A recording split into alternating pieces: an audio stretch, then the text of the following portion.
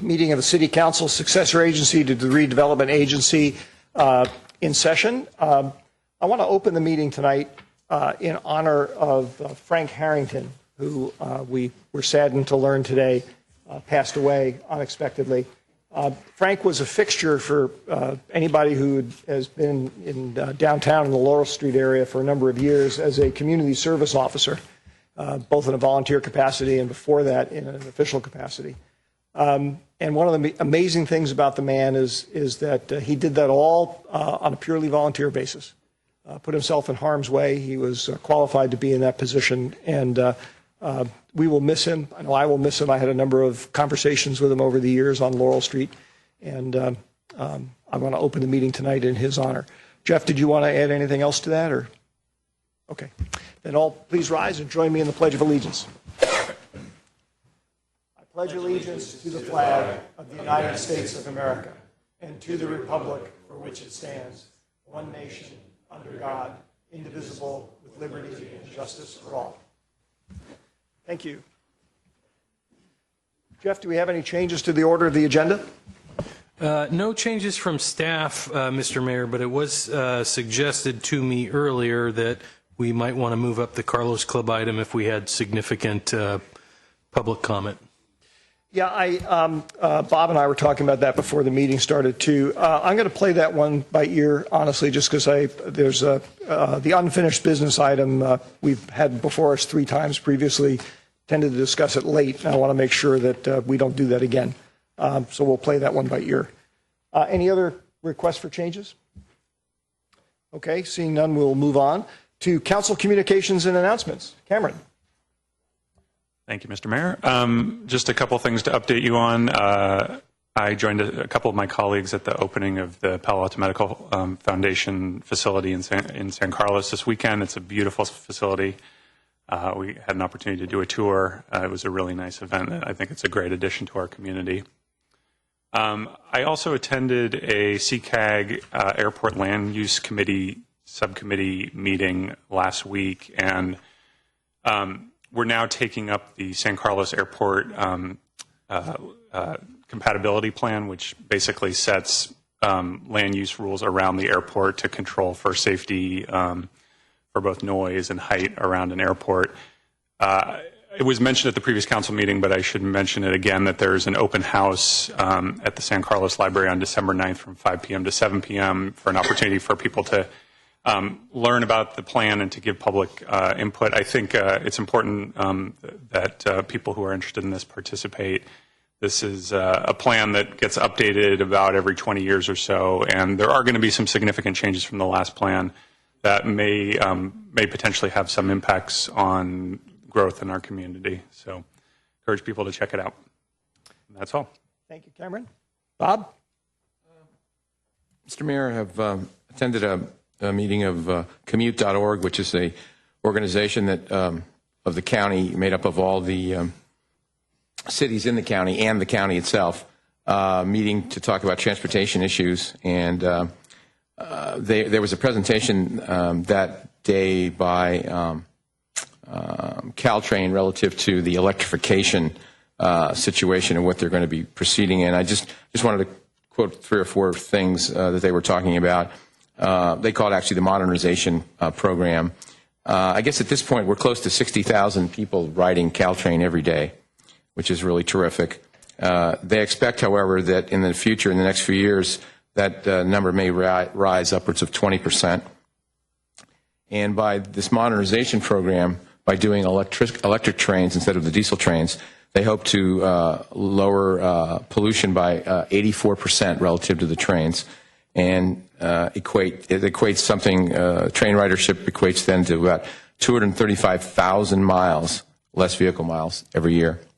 The whole project's going to cost about $1.7 billion, and the process is starting. It's already started actually in the last 2 years, but it won't be in operation until probably the winter of 2020 or the spring of 2021, because they have to go through all the different steps. They have to do the tracks. They have to set up all the lines, and then they also have to get the cars built, because it's going to be a completely different set of trains. So just want to report on that. Thank you. Thank you, Bob. Ron. Thank you, Mr. Mayor. Did a few things while we were in between meetings. First of all, we had the opportunity to take a tour of the Black Mountain property. I think Bob and I took it one day, and I think Mark and Matt and Cameron all took the same tour. It's a beautiful piece of property up there, and I'm very thankful to Tony Bullock for taking the time to show us around. Also, I took a tour of the Northern California Regional Intelligence Center in San Francisco last week. Recently, we had an agenda item to install automatic license plate readers, and I've been a little bit hesitant about that because of some various concerns I had. So I decided to go up with Chief Rothfuss to San Francisco and take a look at the actual facility and where they gather the intelligence. And it's quite impressive. What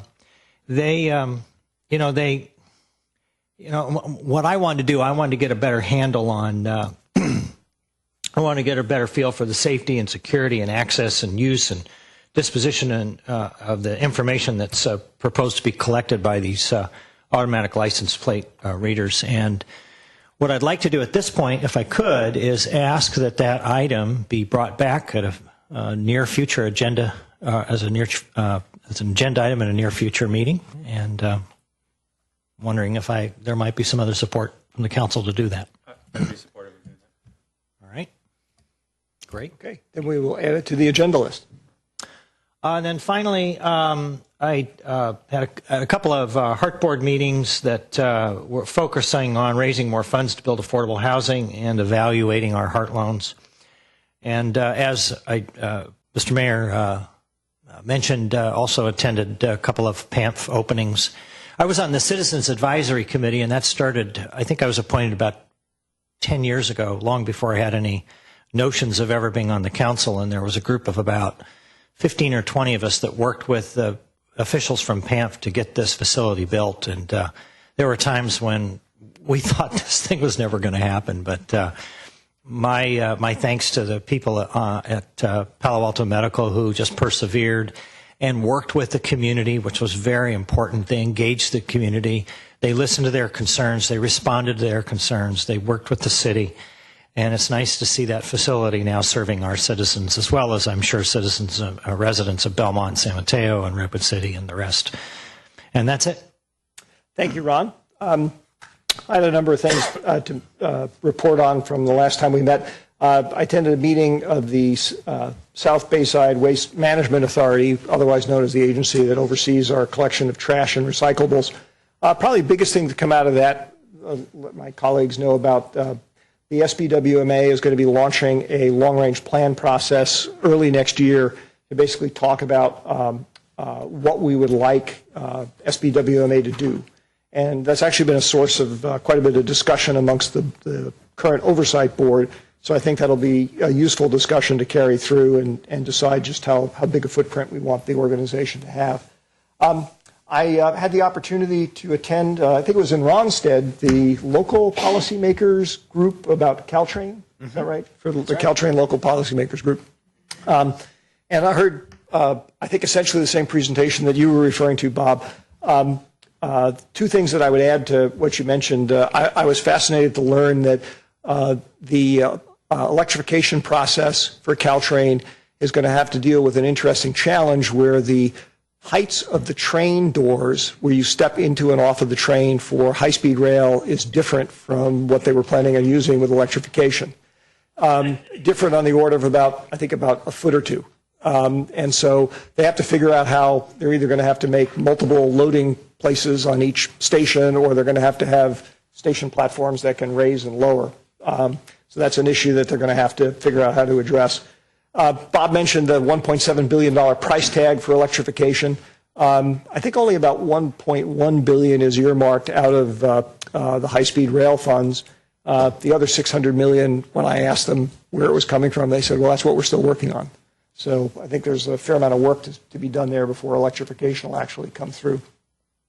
I, too, had the opportunity to attend and take a tour of the new PAMF facility, the ribbon cutting on Saturday. It's a beautiful facility. I told Tony Marzoni, the former surgeon who runs the place, I said it's so beautiful it almost makes me wish I could get sick so I could, go there and experience it from the inside. I am sorry to say that I was not able to make it to the dinner on Friday night due to an email mix-up. I actually never received my invitation to go, which led to an interesting riff on the old saw about, is there a doctor in the house? Because I was on the program to speak, and they kept saying, is there a mayor in the house? And unfortunately, he wasn't there because he didn't know about the dinner. But I understand that Ron ably replaced me, which was nice. I appreciate that. And a good time was had by all. And again, the important thing is that PAMF is open for business and it's a world-class facility.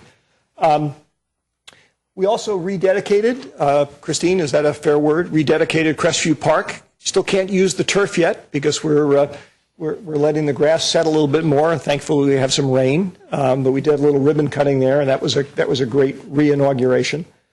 The last two items are really more announcements I just want the community to be aware of. For years, we have been running a pilot program about off-leash dog parks, or not parks, but using dogs off-leash in certain of our parks, Burton and Highlands. That program is ending on December 1st. Is that correct? The pilot program is ending on December 1st.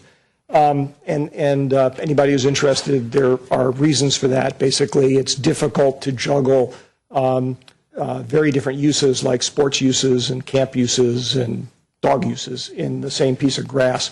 And hopefully that'll be something we'll address moving forward in trying to put together a dedicated dog park. And then lastly, I want to mention something that's I think pretty exciting news, although I'm going to end it by saying that I really hope staff brings back some study of this for us fairly soon. I was surprised the other day that the Sequoia Union High School District has purchased some property, or is in the process of purchasing some property on the east side to potentially build a new 400-student magnet high school.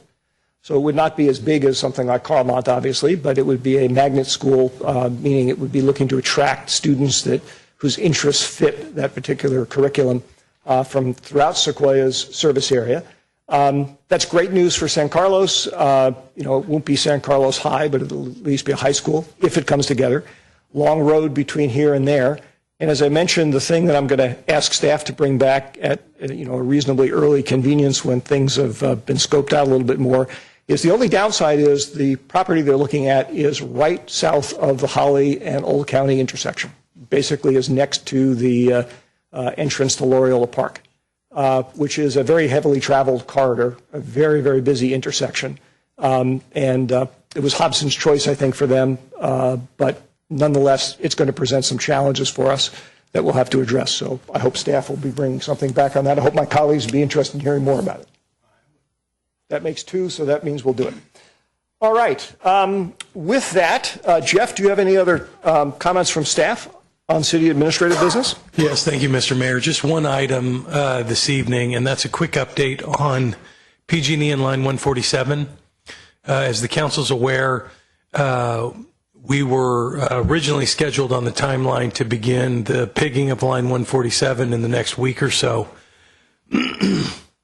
There have been delays in receiving approval to go forward with the testing process at the CPUC, as the Office of Ratepayer Advocates, which is part of the CPUC, and for those of you who aren't familiar with the CPUC, is it's basically like 5 or 6 different regulatory agencies all crammed together into one very unhappy family. And so we're working with PG&E on our joint application, as you know, to be able to get the probe through the line. We need to have a temporary raise in pressure for about a 2-week period of time by an additional 30 pounds per square inch of gas for the probe to be able to navigate it. At this point, based on what we're hearing from the CPUC and PG&E, we believe there's a chance that the testing will take place in the first quarter of 2015, but it could be delayed as long as summer. We're working with PG&E and our own attorneys to try to expedite the process to the extent we can influence the process. PG&E is also continuing to work with their vendors who provide this test equipment to explore ways in which to conduct the testing within the existing allowable pressure limit. To date, that's still not possible, but the engineers are trying to work and noodle on solving the problem. So we'll keep you updated as this goes forward. We asked PG&E today to prepare updated correspondence that would be mailed out citywide to all our residents to ensure that everybody gets this information in a timely manner. If I can ask a clarification question, will staff review that letter before it goes out? Yes, we will. Good. Thank you. All right, so we'll move on to public comment. This is for anybody who wishes to address the council on items not on the agenda. Items on the agenda, we will provide time for public comment when the item comes up. If you wish to address us, there are speaker cards over in the corner that you can fill out and submit to Crystal. Right now, I only have one speaker card for the public comment section. That's Bob Daner. Bob? Oh, and I should mention, you know the drill. It's 2 minutes. Thank you, Mr. Mayor. Good evening. I'm Bob Daner, 165 Leslie Drive. I want to take this opportunity to make a brief comment upon Crestview Park. My wife Jean and I were among the many neighbors of the park who expressed concerns and desires on the proposed renovations back at the very beginning. Tonight, we want to express our appreciation to the members of the City Council and to Jeff, Jay, and Christine for listening to the neighbors' input and giving us an outstanding renovation. It is everything one could have asked for in a park, and it is now one of the best of the San Carlos parks. The real success of the renovation is evidenced by the much increased usage of the park as observed over the past 3 days, especially the children's play area, tables, and the track. The parking lot is full, and cars line both sides of the entry street. An anecdote I wish to pass on to you is, just this evening when Jean pulled into our driveway, a family of 4 was walking down Leslie Drive coming from the park, and this little 5-year-old girl excitedly came over to Jean saying, "It's open, it's open." And this whole family expressed how much they enjoyed their visit to the park. We thank you all for a park well done. Thank you, Bob.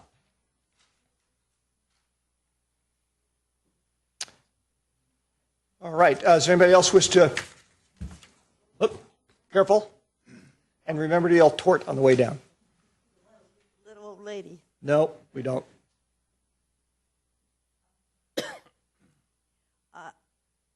In regard to your announcement about the possible charter high school, Magnet High School. it's not on the agenda, but you brought it up, and so I'm bringing it to you in public comment. I thought when they originally reported in council meeting, maybe a year ago or so, what the plans were for the high school district, I thought that the gentleman that spoke mentioned that they would be buying property, probably on the east side, near the Continuation High School for a possible charter school. But the charter high school would serve Belmont and Redwood City residents and not San Carlos. So I would like you to please investigate that, because if they're going to put something right where it's going to cause a big traffic congestion and not even serve our kids, I don't think that's right. Jay, am I allowed to respond to that? Just briefly or not? Greg, sorry. Jay, yes, Jay, I'd like your legal opinion. I heard the other Jay. So you can during public comment you can ask general questions, but we, as you know, we prefer to limit the discussion on these items. I will follow up on that. Okay? Yes. Very good. So we will move on to item 6, which is the approval of the consent calendar.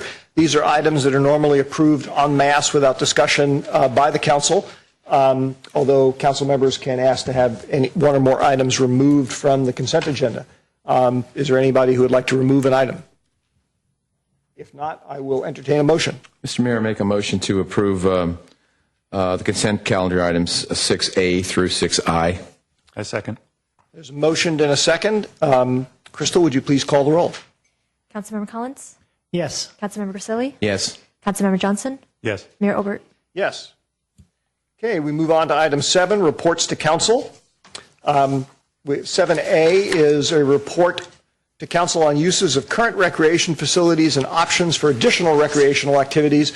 which I have a funny feeling probably means Christine is going to be addressing us. Does that mic work? Is that mic on?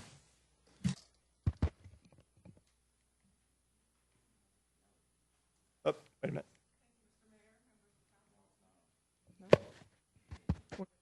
There we are. Got it. Oh. Crystal, go ahead, turn it on. There you go. Great. Good evening, Mr. Mayor. Okay, here we go. All right, thank you.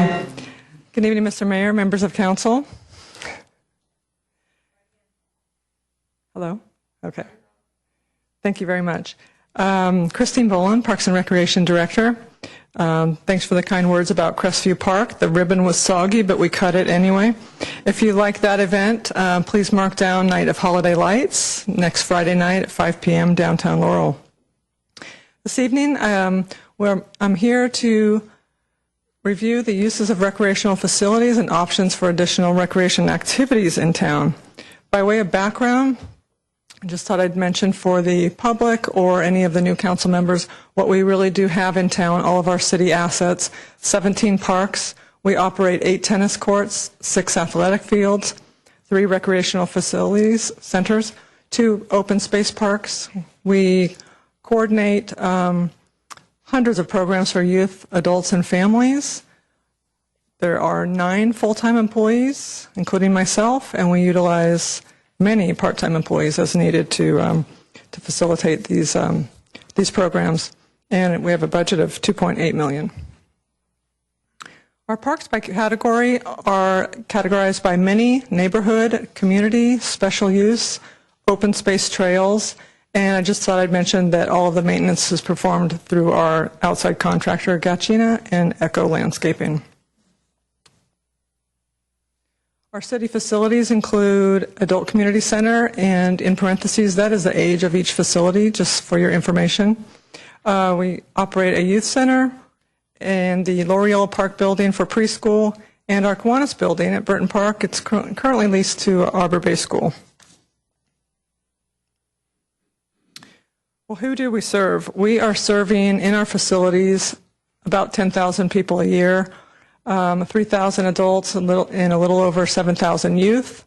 We excluded the number for the adult center only because they come and go very quickly there, and it's not a paid program, so we left those numbers out, but that's easily 100 a day, 5 days a week. You can do the math pretty quickly that it's quite a few thousand per year if you wanted to add in a number of use for the facility. Fields, we're looking at almost 7,000 people a year, 1,600 adults and 5,200 youth on all of our fields. Well, it's no secret that the city does not have enough field space. We are constantly turning away requests, and these are our 5 main parks that we have: baseball, soccer, softball. All of our after-school activities are done on these main parks: Arguello, Burton, at both Madsen and Flanagan Fields, Crestview Park, Loreola, and Highland Synthetic and Stadium in the back, the grass field. What we currently experience is an increased demand followed by kind of a seasonal spread. So in the old days, you can imagine baseball had its own season, soccer had its own season, all of the different sports had their own season, and no one really conflicted with each other. And that's kind of changed these days. So we've got this spread, this kind of encroaching that's going into the different athletic seasons. So we're trying to get a handle on that, kind of pushing everybody back politely into a window of a season. So we're constantly working with the athletic sports groups and also to coordinate seasons. So soccer knows what baseball is doing, and all of those other sports know what everyone, so they're all on the same page. I got a couple emails over the weekend regarding not enough unscheduled field time. It's very difficult, as we said earlier, that there's so much demand for the same piece of space. You have baseball, you have soccer, you have dogs, you have folks just wanting to throw a football or fly a kite. It is true. We're very tight on space, and we do keep that in the back of our head, but there are solutions for that, and there are other smaller parks that families can migrate to accomplish those things, including the one we just opened, which was Crestview on Saturday. While the field will be closed for a couple more months, that is one of those parks that may not have such a constant after-school demand or weekend when the family just wants to get out there and roll around in the grass. So at this point, I should talk about what I've seen in my first 2 years in this role, and that is such a demand for field space, and there are a couple things we can do with what we have. Flanagan Field at Burton does not have lighting. That's a whole half of a field that could be utilized in the evening to take up some of that demand, constant demand. Again, on that side of the field, we've got a baseball mound, and if we removed it and installed a portable mound, that could accommodate additional softball. We've got softball on the one side, which is lighted, not on that side. And I think without lighting, as I've researched it, I think we lost some of the Babe Ruth teams and some of the baseball teams to other cities because we can't accommodate games at night. We've got a horseshoe area, very underutilized, and we have a demand for community garden. So that's one area I noticed we could be making a small change that would not have a big impact. The youth center is restricted in our general plan by age limit up to 18. If we relax those restrictions, we could incorporate some adult use in the mornings when the children are at school, and or when they're gone from the youth center at night for adult leagues, volleyball, pickup basketball games, dodgeball. The list is endless for that, for gym. And I must mention that is our only full-size gym in town. The other two that we utilize for our leagues are at Tierra Linda, and those are smaller middle school-sized gyms. Highlands Park, Stadium Field in the back, which is grass.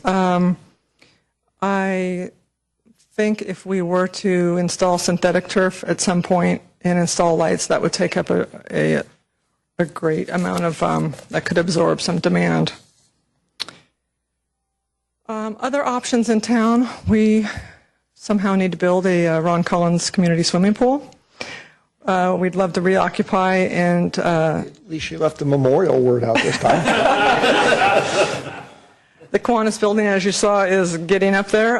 It's currently being leased, but at some point we probably should rebuild it, perhaps two-story, and reoccupy it as our community center whenever Arbor Bay is ready.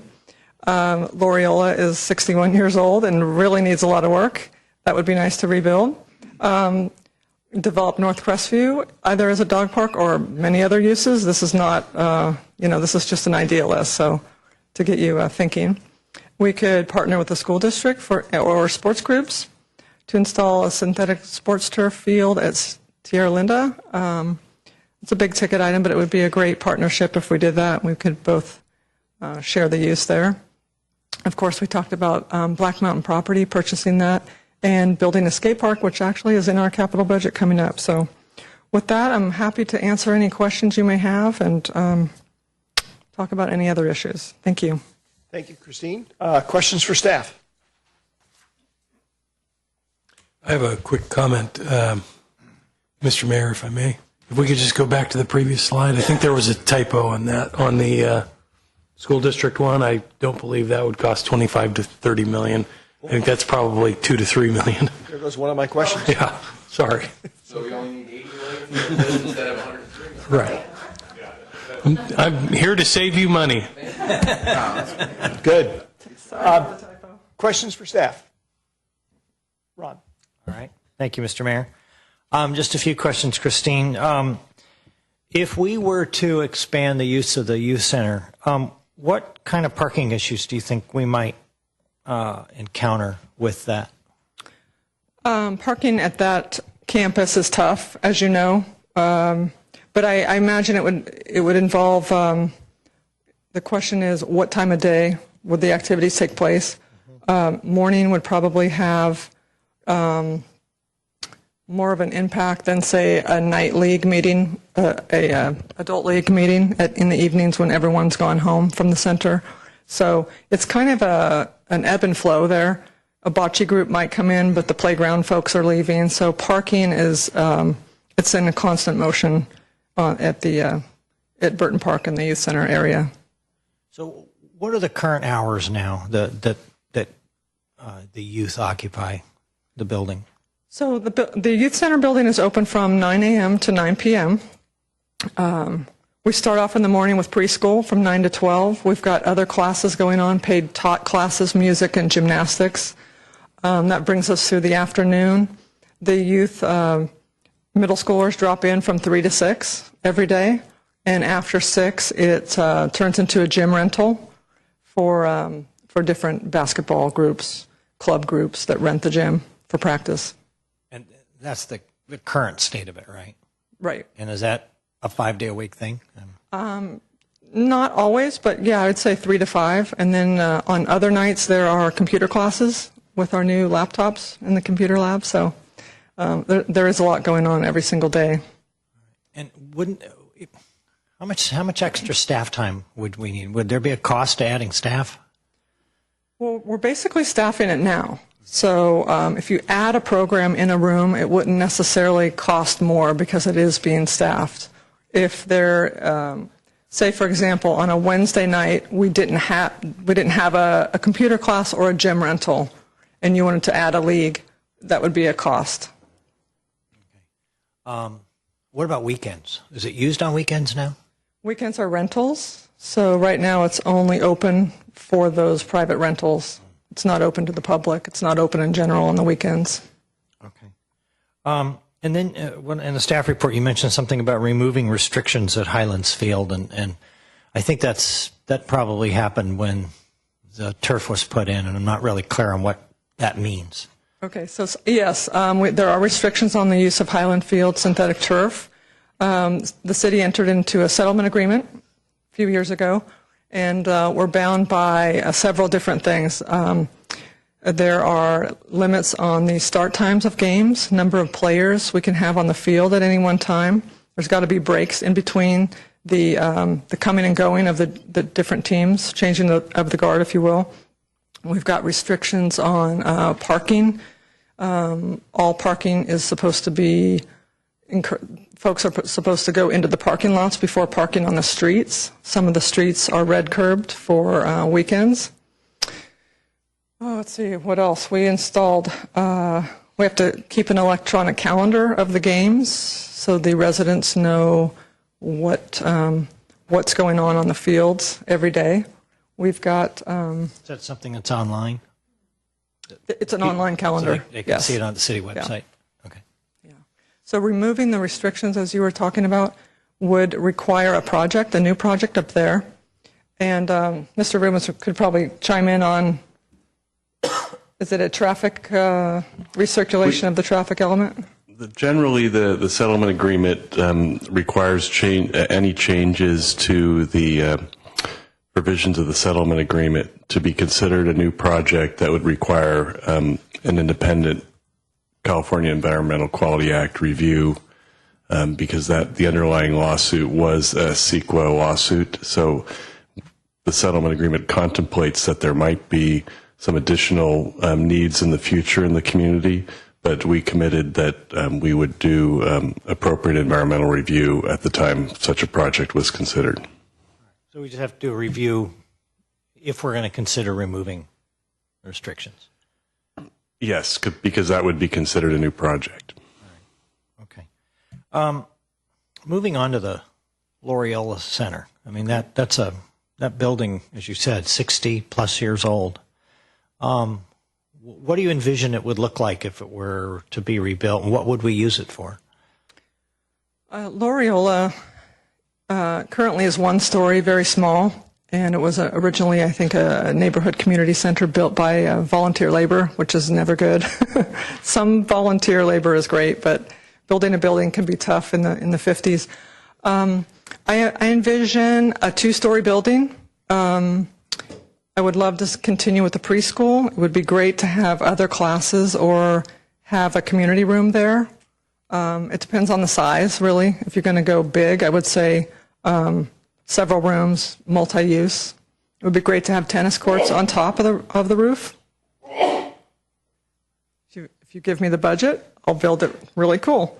So it kind of depends on space, size, funding, and location. I think that's a really tough entrance to Loreola, so would love to move that building and have a better park entrance. Okay, that was going to be my question. Would you use the same footprint, or would you maybe move it a bit? Yeah, I'd love to see a master plan for that whole park. And then really the same question with Kiwanis Building. Kiwanis Building, currently leased until 2016 to Arbor Bay, which is a great asset to the community. I imagine, again, a bigger footprint, 2-story, same idea, multi-use rooms, bring back the general rooms that we used to have. Folks would take ballroom, dancing lessons and all those kind of classes there, and kind of reestablish the hub of the community at the building. I think that's it. Thanks. Appreciate Cameron. Thanks, Christine, for the presentation. The area that I wanted to focus on was about, your comment that our current field space has basically reached maximum capacity. I've met with a number of the sports groups, AYSO, softball, et cetera. I've heard some anecdotal things about, lacrosse not being able to have any practice space in the city of San Carlos, and just, games and practices getting scheduled earlier and earlier and earlier in the morning. Can you provide a little bit of color about how big of a problem you think this is? Essentially, my goal, or I think the priority here, is that if a kid in San Carlos wants to play an organized sport, they shouldn't be turned away for lack of field space. And I'm not sure whether that's happening or not. Can you tell me a little more information about it? I don't think anyone's being turned away. Programs are growing. I think we're just getting more creative with the times, with the numbers. And for example, if you have a game at 3:15 and you're waiting for the prior players, we'll say 3 o'clock. 3 o'clock, your game starts. The other team is actually coming on. They're scheduled till 3. So we have this coming and going at the very same minute, which is causing, sometimes the game's not finished, but you're sitting there waiting for your practice time or your game time. So it's that tight of a scheduling. We've got girls softball that bowed out a few years ago. The fees were a little too high for them. And so they just, stopped reserving. And now, it's very difficult for them to come back in, although we're trying to make provision for them because we really want to see, equal time for girls playing as well as boys. So the lacrosse and other sports like that have a very difficult time, if any, getting game time. We might be able to fill them in with a little bit of holes here and there of fields open space to get a little practice time in. But generally speaking, they do not receive time. And, I think we all agree that the youth population in San Carlos is growing pretty rapidly. I mean, do you see this as something that's going to continue to get worse in the coming years? Well, frankly, if I had, 3 or 4 Burton Park fields, a couple more fields, they would go to capacity as well. So, yes, it's a crisis, but... Sorry, can you say what you mean by that? What do you mean by it? If you build another one, they will all come. So they'll require more practice time, more games, longer seasons. So we're just squishing them into a box right now, and so. And do you see that? Is that the right thing to do? It's what we have to do. We don't have a choice. We've got too many kids, and you saw the number of fields, which is 5. There's a couple fields without lights, so we're limited to the season. Right now, it's dark at 5:30, 5 o'clock. Right. So they're off of those fields. There's no way you can play with flashlights and play in the dark. So, So just a couple additional question. So you outlined some options that that don't include new facilities, so new turf, portable mound, et cetera. Can you give us a sense of how effective you think those will be in actually reducing the fact that we're at capacity, and which of those is the best choice? Well, I think lighting, first off, to light a field allows for, 4 more hours per night, which could be quite a, 3 more softball games, a couple of baseball games, soccer games, 3 or 4 more soccer games. So that could take the pressure off of a couple, 2 fields taking the pressure off. Synthetic turf, which is controversial, I think, but at Stadium Field, which kind of fits in with the whole, stadium up there. It fits in up at Highlands because it's already lit up there. Again, that could take some pressure off because synthetic is all weather. So that's the only field up there that doesn't close when it starts to rain. Yeah. Okay. So the combination would be great.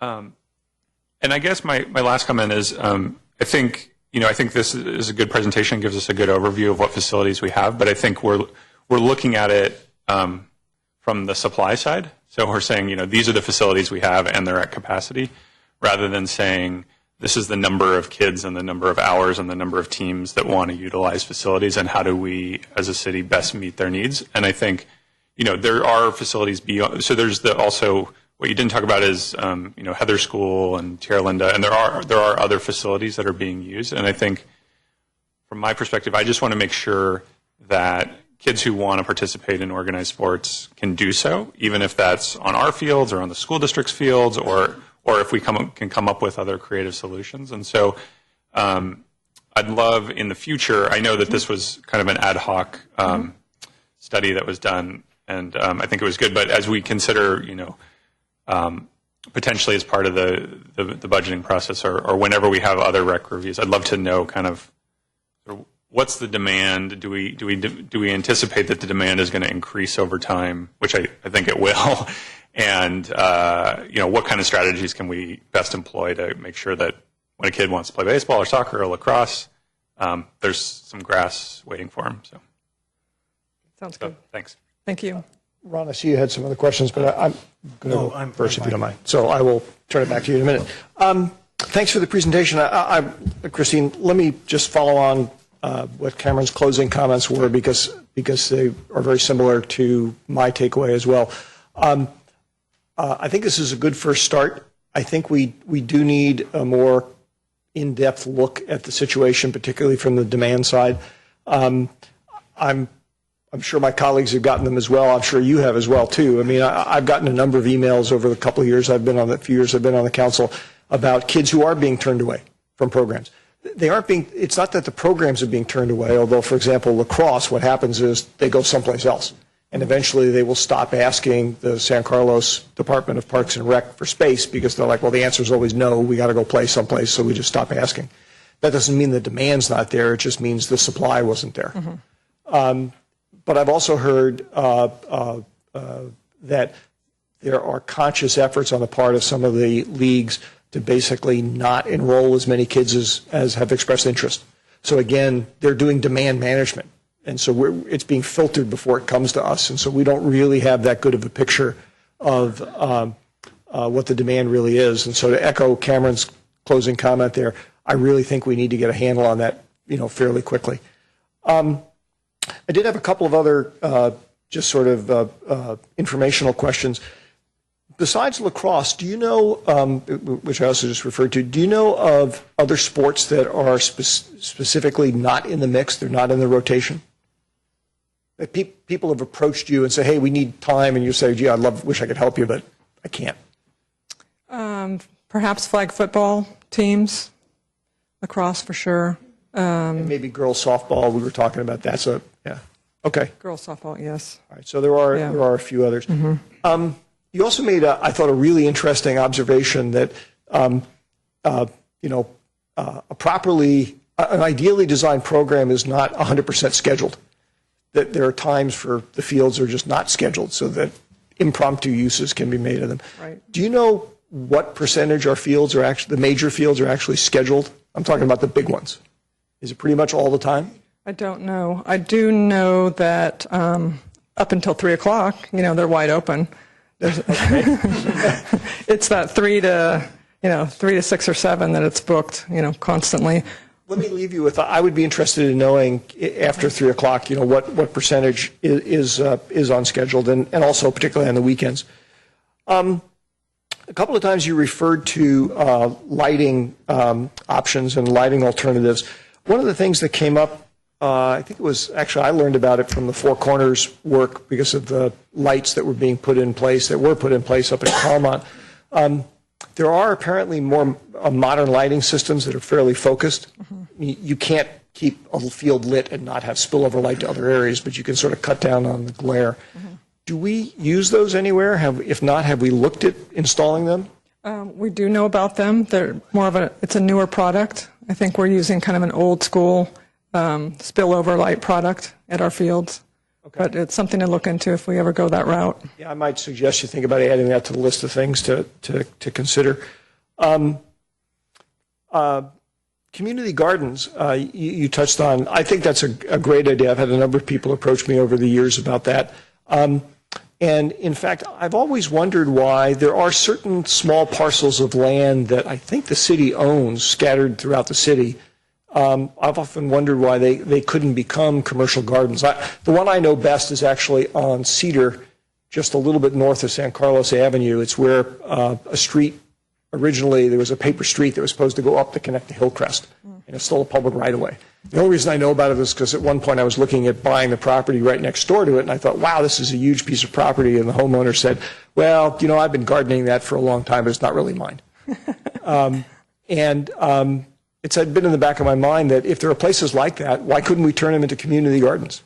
So it might be worth talking to Jay and get an inventory of those little parcels to the extent we have them around town and see if we can't do something there. And then lastly, I did have a question about some of the cost numbers associated with, for example, turning North Crestview into a dog park. I think the figure was several millions of dollars. Particularly given that we're closing down the off-leash program in just a couple of weeks, I would, and because I happen to know, and I think we were told this by a number of people when we were looking at the land swap, it's sort of used as an impromptu dog park by a number of people already, probably mostly local residents. Why couldn't we just, do what we did at some of the other little parks and put up the station for the doggy bags and a trash collection service and just say, hey, this may not be what the dog park looks like in the long run, but for now, here's the dog park. I mean, that would seem to me to be, it can't possibly cost that much money. Well, it couldn't. No, it doesn't. But ideally, I think you would want it fenced. I think you would want a small dog area and a large dog area. I think you might want to put some benches in, some type of water feature, watering device to water down the area. I confused you a little bit. All of those would make a lot of sense, particularly if one was creating an off-leash dog park. I was actually, and fencing wouldn't be that hard to put up either.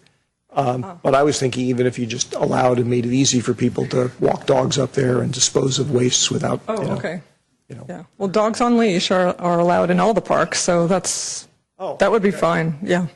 Okay. Then we could maybe do some things to just enable it, make it easier for people to throw stuff away. All right. Ron, I think you had a couple of other questions. Yeah, I actually just had one. A number of years ago, there was an attempt to put lights at Flanagan Field, and there was some community opposition. And it really focused on the hours. And I'm wondering, in the summertime, what would be the upper limit that those lights would be on, say, if we did have the lights at Flanagan? 10 p.m. 10 o'clock? Yeah. Okay. That was it. Thanks. All right. I have one. Thank you, Christine. Thank you. I have one speaker card from Alessandre Rosinko, who wishes to address the council on this item. If there's anybody else who wishes to, please fill out a card and give it to Crystal. Yes, thank you, City Council members. It's nice to see that North Crestview Park has made the presentation, unfortunately has not quite yet made the San Carlos Parks directory, and I'd like to see that changed. This is my third request now. But to address your subject on what you'd raised with Christine, Mayor, you're right. It is an impromptu dog park, and as you know, the neighbors up in that area are very concerned and very interested in how the park is used. After the land swap we sat down, issue was resolved, we sat down with Jeff Malpe and did request 3 items.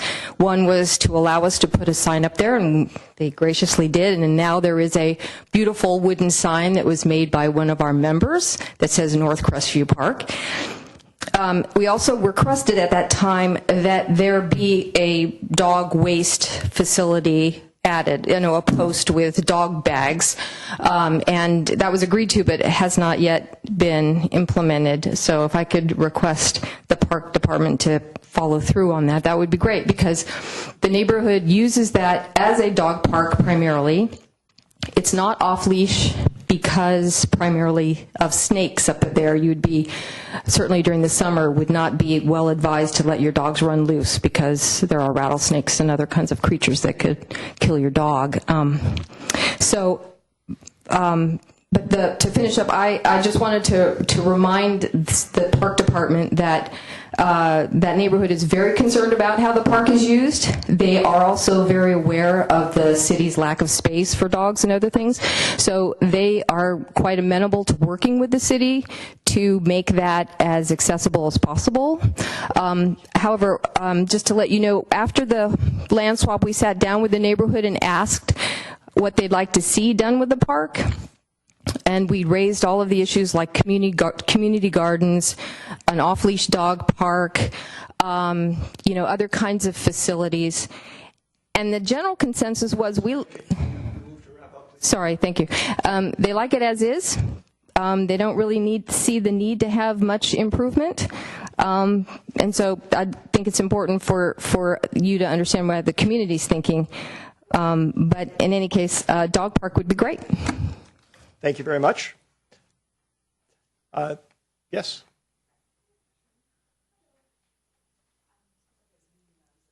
That's quite fine, Sherry. By the way, I forgot to mention for everybody's benefit, when you're speaking, there should be about 15 seconds before your 2 minutes is up, the yellow light will come on. So just be aware of that. I just wanted to, I love seeing this. I wanted to mention this. As I'm sitting here listening, I'm hearing a lot about more and more kids in town and more needs for ball fields. And as you mentioned, we have terminated the 2 off-leash programs. So I just wanted to ask you guys to keep in your thoughts that we got to get fields for the kids, but there are an awful lot of dog people here that really do look for that off-leash area. And North Crestview is great, but if you go up there, it is extremely steep, and it's a long ways from the central core of downtown. So I just would like to ask you to keep in the back of your minds that there are a lot of people in town that could sure use a level, accessible, fenced dog park. So just ask you to keep that in your thoughts. Thank you, Sherry. Anybody else wish to address the council? If not, I think, Jeff, this is just a report, so we'll move on. To item 7B, which is a presentation outlining the alternatives for the Four Corners Traffic Improvement Project and provide staff with feedback and direction. Welcome, Greg. Thank you, Mr. Mayor. I was tempted to give legal advice at that moment, but then wisely deferred to our city attorney. So well, I think he wants to give facilities advice once in a while, too. So we'll trade secrets after the meeting. Mr. Mayor, members of council, Jay Walter, Public Works Director, here tonight. We have a report to you on the progress and status of the Four Corners Working Group, which, as you're aware, is the group that was formed with the City of Belmont, City of San Carlos, Sequoia Union High School District, and San Carlos School District to come up with a plan of action for traffic improvement and circulation improvement in the vicinity of Carlmont High School, Tierra Linda Middle School, and Alameda de los Pulgas, San Carlos Avenue. So we coined the phrase several months back, Four Corners Working Group, seemed appropriate at the time. The consultant that we hired to do the traffic study Steve Weinberger from W-Trans is here tonight, and he's going to give you a presentation on where we are, and we'll be happy to take questions after that. Great. Thank you.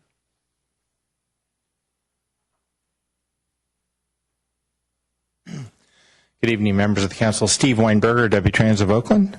As Mr. Walter said, I'm going to be giving you a brief presentation of the current status of the study. We've been, as Commissioner Collins knows, we've been meeting with the Four Corners Group several times now. Is it the...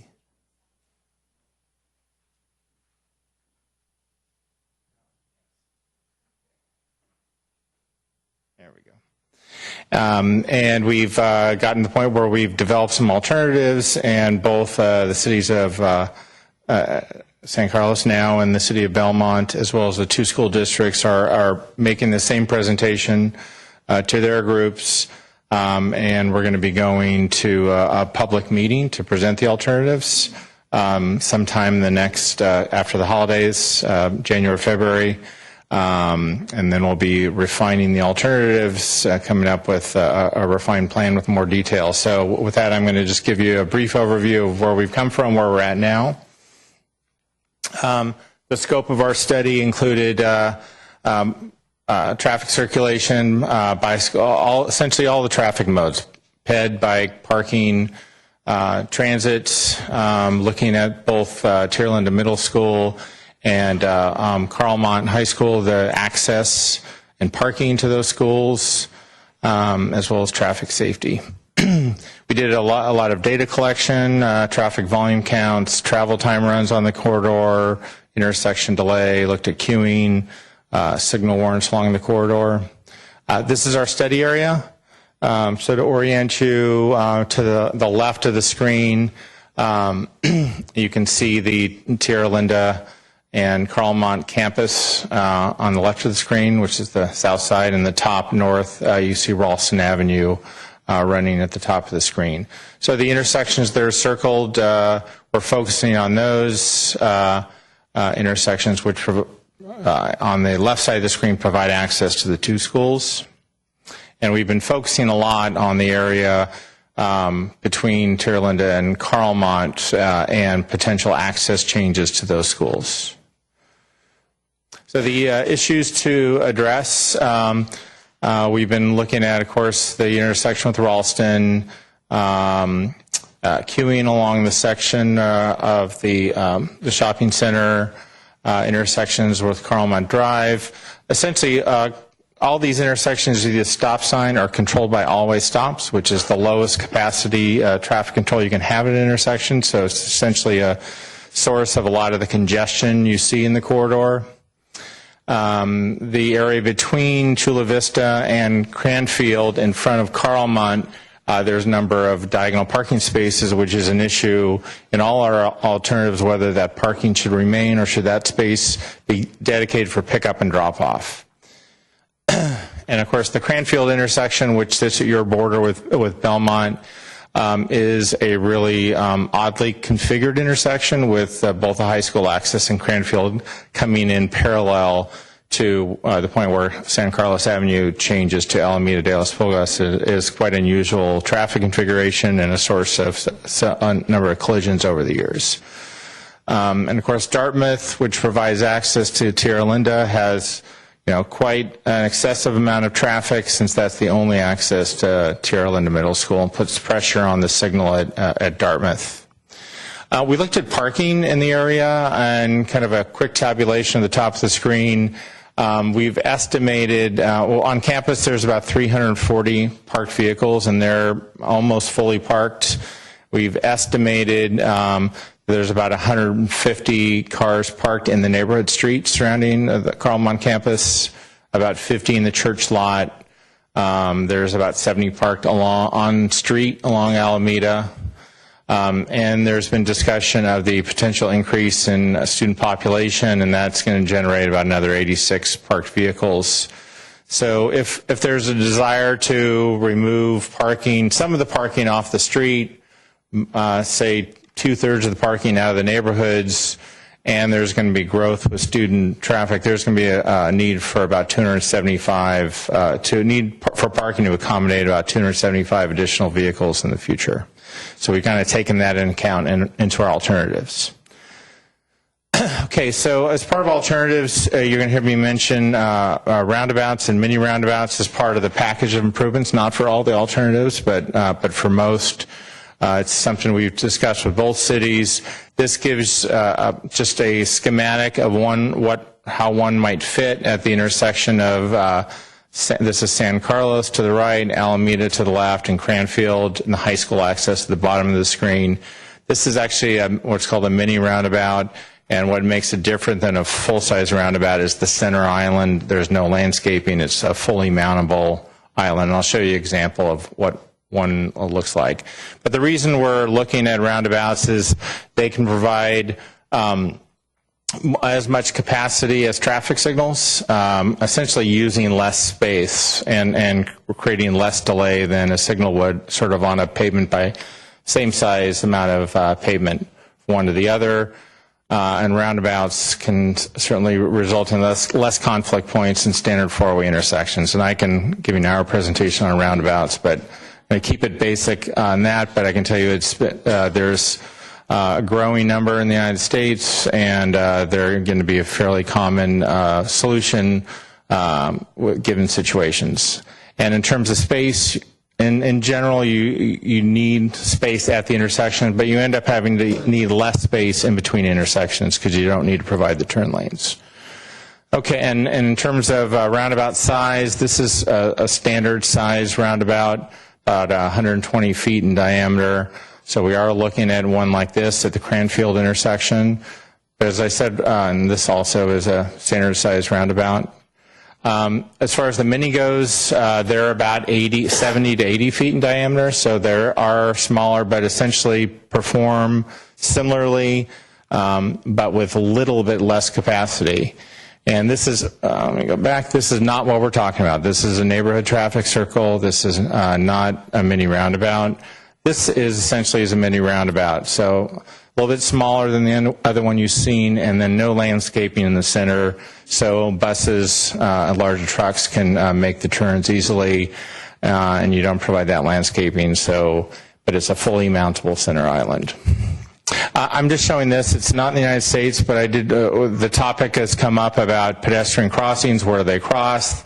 You can see this is a mini roundabout. And generally the pedestrians cross about a car length back, and this location doesn't have a striped crosswalk, but there are standards in the United States now for how you stripe, sign mini roundabouts, and where the pedestrian crosses. In general, it's about 1 car length back of the entry point, the intersection. This is a figure from the manual uniform traffic control devices, so it's been adopted as a standard device and a standard way of signing and striping it. Okay, so I'm going to get into the alternatives. Our first alternative essentially created a four-way intersection with Cranfield and a new access to Tierra Linda. You see on the right side of your page, we have a standard size 120-foot roundabout in the north, and then to the new access to Tierra Linda, so traffic doesn't all have to use Dartmouth. And then we've taken the high school access and the church parking lot and put them into a smaller intersection, so you have one entry into that intersection. Then we've created mini roundabouts at Chula Vista and El Verano. And you see we put a parking structure on the Claremont High School site, and that parking structure we show for all the alternatives, and that's actually on the tennis court site. There are certainly a lack of space on campus, but we felt that if the high school can look at potentially putting parking underneath a tennis court structure, it's a way to one level of parking on that site is going to account for about half the need of that number I gave you earlier. So this is one alternative, and keep in mind with any of the alternatives with the roundabouts, we have the advantage of traffic that may be dropping children off on street would have an easy U-turn movement if they're going to want to return back, sort of with minimal impact that they have now to the intersection and corridor operations. Second alternative, rather than a four-way at Cranfield, we've created new school access points, kind of midpoint between Cranfield and Chula Vista, and you see the traffic signal there. One alternative controls that intersection with the traffic signal. So again, from Sierra Linda standpoint, there's access still to Dartmouth and access to a midpoint on Alameda, and the high school would divert their existing access over to this new access point and only have an emergency vehicle connection to Cranfield. Under the what we call 2B, that intersection, same type of access, except that intersection is controlled by a roundabout. And both these last two, a little different from the first one. You have a little less space on Alameda for pickup and drop off. That first one I showed you, you had sort of that full block to create space for parents to pick and drop off children. And this one, you have a little less because you're where you're locating this intersection.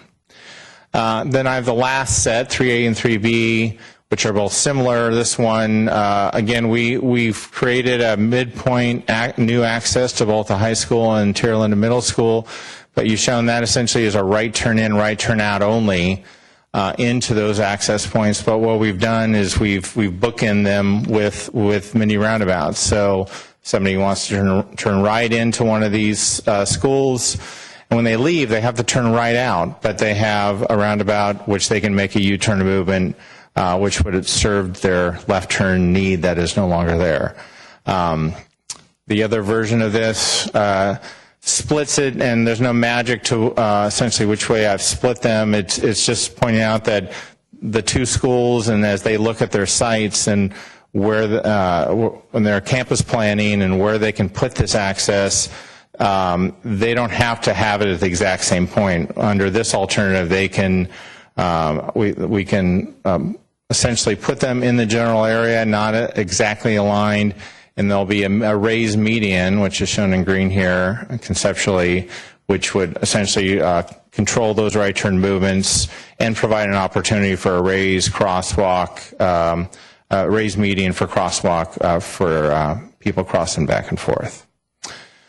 We did a comparison of these alternatives. Essentially, those last two fared very well in terms of, we looked at congestion, safety, drop-off opportunity, pedestrian safety and movements, as well as right-of-way impacts. Those last two fared very well. All of them, essentially, we developed these alternatives because they all work from a traffic operations standpoint and produce less delay than is occurring now on the corridor. So these are the 5 alternatives we're going to go to the community with. Like I said, we haven't scheduled yet, but in January, February, to present these and get feedback from everybody. And we are also waiting feedback from the 2 school districts on their campus planning issues. We do have other issues we don't want to lose sight of, and such as pedestrian safety at crosswalks, all these locations, the parking supply issue, and how that's going to be accommodated. Of course, bus service, bus stops, where they get located, that will come out as we detail these the preferred alternative later in the process. So we're at the point now we're trying to get concurrence on the alternatives, and we're going to be refining a plan and coming up with a refined alternative plan that has more detail than I've shown you tonight. So with that, I'll entertain some questions. Thank you, Steve. Before we go to questions, and actually I'm going to ask in the interest of time that we have sort of questions and feedback, I would like you and Jay to describe what are you looking for from the council in terms of direction, since you're asking for direction.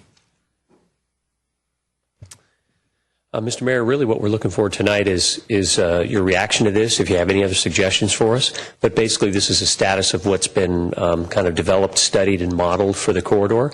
And we're getting ready to be able to take this out to the public. So feedback on that. I'm not sure there's a lot of other new ideas, but if you have something, we'll take that too. And we'll be working on that over the course of the next 6 weeks or so before we go out to the public again. Okay. Thank you. Cameron. Thank you. Thanks for the presentation. Just a few quick questions. So essentially, the recommendation that's coming back is for alternative 3A or 3B. Is that accurate? No, I mean, I know you said they're all good, but in terms of your analysis, it seems to have the biggest, or I mean, if you look at your chart, if maybe you can jump back to that slide. Through the chair, aren't I apologize, but aren't we having a meeting on Monday in Four Corners, and we're going to discuss all this? We are. It's good. That's sort of the path. Right. Okay. So we haven't decided. I mean, I don't think I missed the last meeting, but Mr. Collins, we haven't decided on anything yet. Nope. We've just been. So I just wanted to make sure everybody understood This is what the just part process of the was. process. I got it. Okay. Yeah, and to confirm, an alternative has not been selected yet. Like I said, all these alternatives work. Okay. They each have their own features and benefits, consequences, and we're just laying those out for everybody for the upcoming discussion. Fair enough. I mean, just looking at this chart, it seems to have a lot of positive attributes for 3A and 3B. I wanted to ask, what's the difference between the two? It was basically the alignment of the entrance to TL and Carmont. Is that the difference between 3A and 3B? Yeah.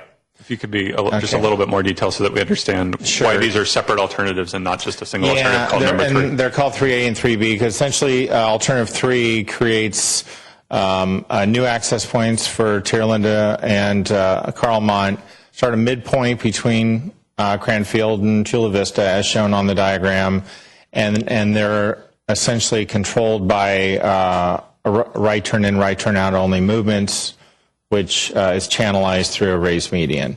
The difference between 3A and 3B, this one 3A, this one 3B, and under 3B they're offset. They could be offset the other way. We just wanted to show that there wasn't a specific need to have them aligned like they're shown in 3A. They can be offset slightly depending on the needs of each school's site planning.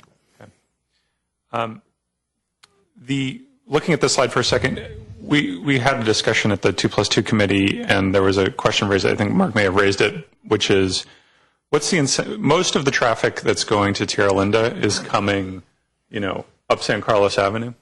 So do you believe that a sizable amount of traffic will have an incentive to go through that intersection, to go to the secondary access, and then back up and traverse through Tierlinda versus the more direct route, and the route that people have been going on is just to simply go up Dartmouth?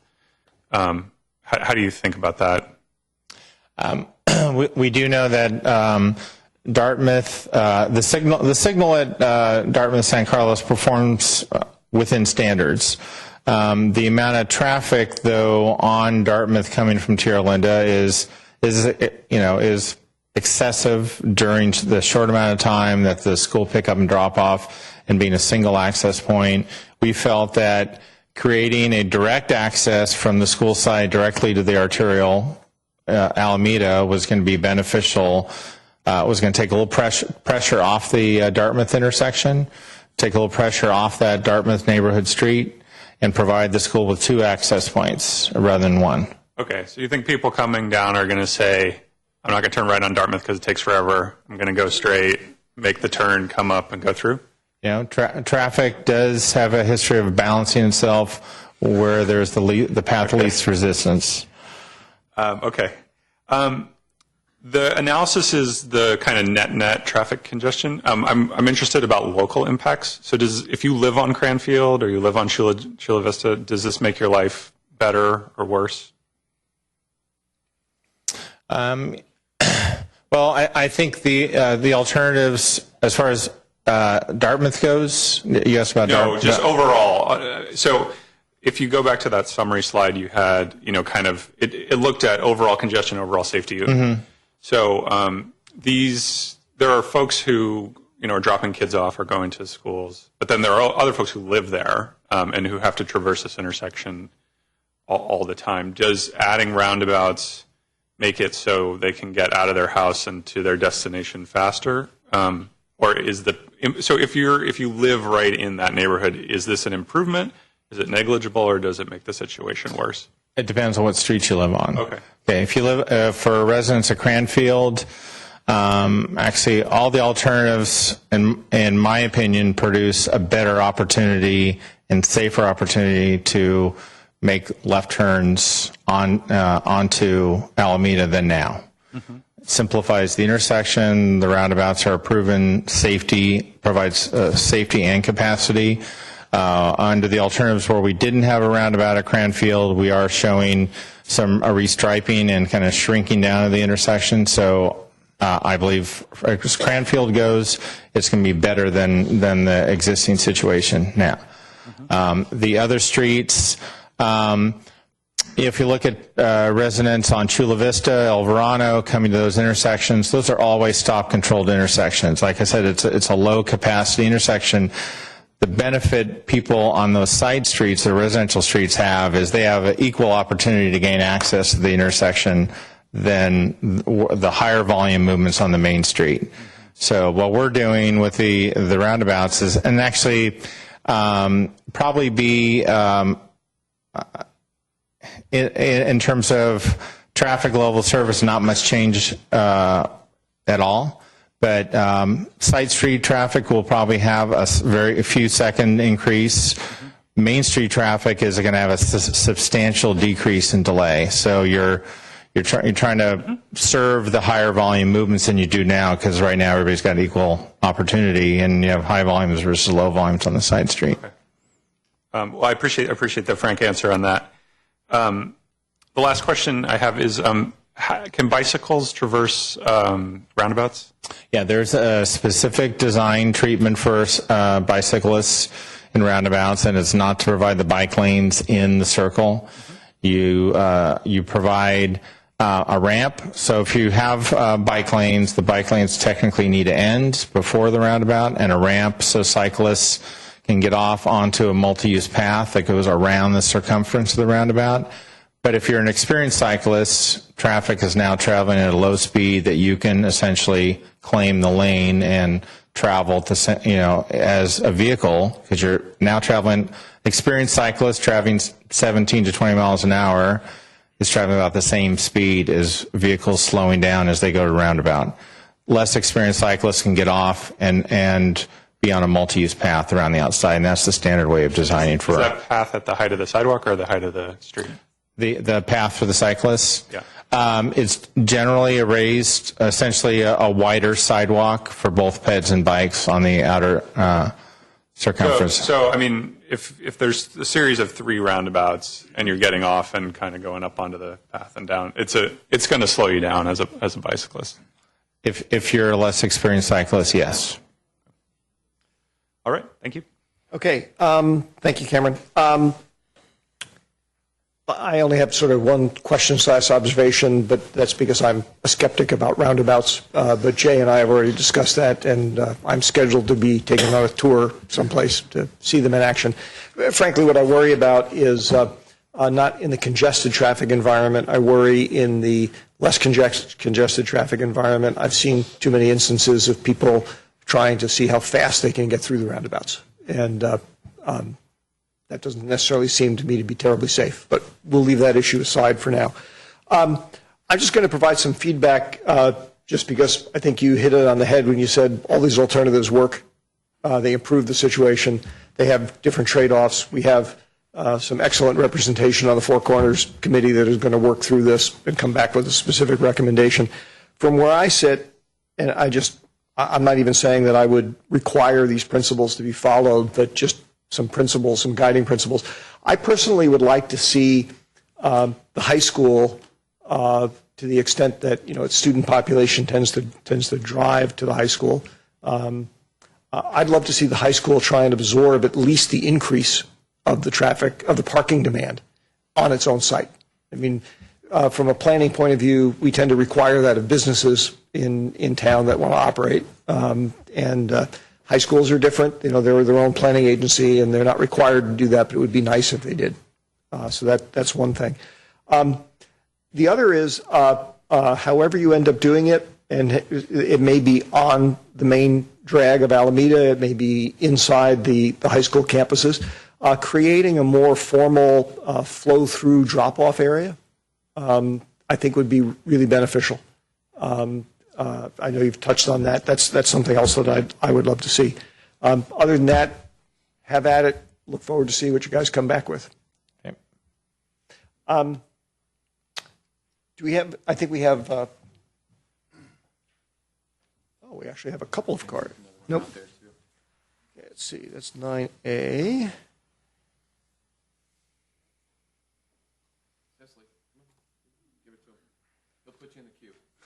Yeah, actually, I was going to say these cards are for 9A. And just, Bonnie, was this your card from before, or are you wishing to speak again? We've already addressed it. Okay. Fair enough. Cecily. And if anybody else wishes to address the council on this item, please give us a card. Cecily Harris for Cranfield Avenue. I'm the second house down Cranfield, and I really am impressed with what's happening in Belmont. I think there's some great ideas putting traffic circles on El Verano and Chula Vista. But when you look at Cranfield in 3A and 3B, number one, look at the take through my neighbor's property. If you look at where his RV is parked, that is his property. That is not city property. I'm sure he's going to be thrilled with emergency vehicle access going through his yard. Number two, if you look at, I don't know what it's called, but that road going into the Tongan Church. I don't know how anybody living on Cranfield is ever going to be able to exit our street. The crosswalk is being moved significantly further up our street. You're adding an emergency vehicle access road, and you're adding a new road to the church. I don't know how this relieves anything. And that's something I want the city to think of. You know, we brought this whole topic forward. Our street talked to Senator Jerry Hill. He was assembly member at the time, years ago, asking for help, and we're not getting help through these alternatives. It's making things worse. Thank you, Cecily. Anybody else wish to address the council on this item? Okay. Thank you, Jay. Thank you, Steve. We will move on to item 8A, which is a carryover from some earlier discussions we had. Consideration of adopting a resolution, adopting the elected official salary and benefits resolution. Just as a little preamble to this, there's an interesting question here about, since some of the potential actions that may be addressed tonight, we'll see whether they actually are, they do have the potential for benefiting council members individually or collectively. The law actually provides that the council is allowed to make recommendations, make changes to its own compensation, with the caveat that those changes can't go into effect until the next election. That's done deliberately so that if the public doesn't like what the council has decided to do, they can change the council. In this particular case, there was a question that got raised partway through our earlier discussions about whether or not one of the potential changes, which would have provided, had it been, if it were to be adopted, a individual council member with a lifelong post-council career retirement benefit, as to whether or not that fell under the same sort of auspices. It turns out that actually it doesn't. It is actually an example of another type of thing where there's a potential conflict of interest. It is not considered a serious, I guess I would say, conflict of interest. It is a conflict of interest where simply that council member can't be present for the discussion or vote on it. And if that were to happen, if the person was inadvertently there as part of a discussion, we would simply bring it back without that council member present and have the discussion again. As it turns out, that one individual council member potentially here is Matt, and since Matt's not here tonight, that won't be an issue. But I did want to explain that by way of background to folks because it was a question that had occurred to me, and it just goes to show how we all need to be very cognizant of whenever we're dealing with things that affect our own pocketbooks, that we have to be careful about the conflict rules. So I just want people to understand that we are following them properly here. So, Jeff, is there a staff presentation on this, or are we moving to see what the council would prefer to do amongst the two resolutions? I'll give you just a brief presentation for benefit of the audience and the public. But before I do that, Mr. Mayor, we were just at the end of the last item handed a couple of public comment cards, one of which appears to be for the last item. Jeff, let me have them. And so it's for Ms. Sarah Haller, if she still wants to speak on the traffic item. Please feel free to come up. Sorry, I didn't give you enough time. Not a problem. Oh, okay.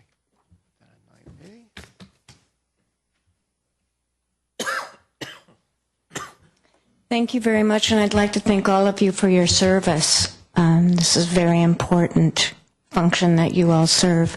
I live on San Carlos Avenue, and I recognize that that's not necessarily part of the Four Corners situation. However, the block where I live is a 25-mile-per-hour zone, and I'm a little bit concerned because I know that the Traffic and Circulation Commission has not been meeting recently, in part due to lack of commissioners. But people speed in my block all the time and run yellow and red lights, and it's becoming really, really dangerous. And I recognize it's not the only area of the city that is dangerous. However, they go 40 to 50 miles an hour in the morning and in the evenings in the block between Chestnut and Cedar, where I live, and in the 2 blocks on either side of that. Now, I recognize that traffic violations can be a huge source of revenue, and so I would just like to ask that when we can, we get somebody out there to clock people occasionally, and I've called about this in the past, and I recognize that it's a manpower issue, but I would like to express my concern about it and my interest in having that addressed when we can. Thank you. Thank you. I think I saw Jeff making notes there, so Jeff, you'll pass that along to Chief Rothaus? Yes, I will, Mr. Mayor. And as you're aware, and just for the benefit of the public, we do have technology now that we can deploy just for purposes of collecting traffic data, not actually issuing citations, but just collecting traffic data on the speed and number of vehicles traveling through specific areas. Very good. Thank you.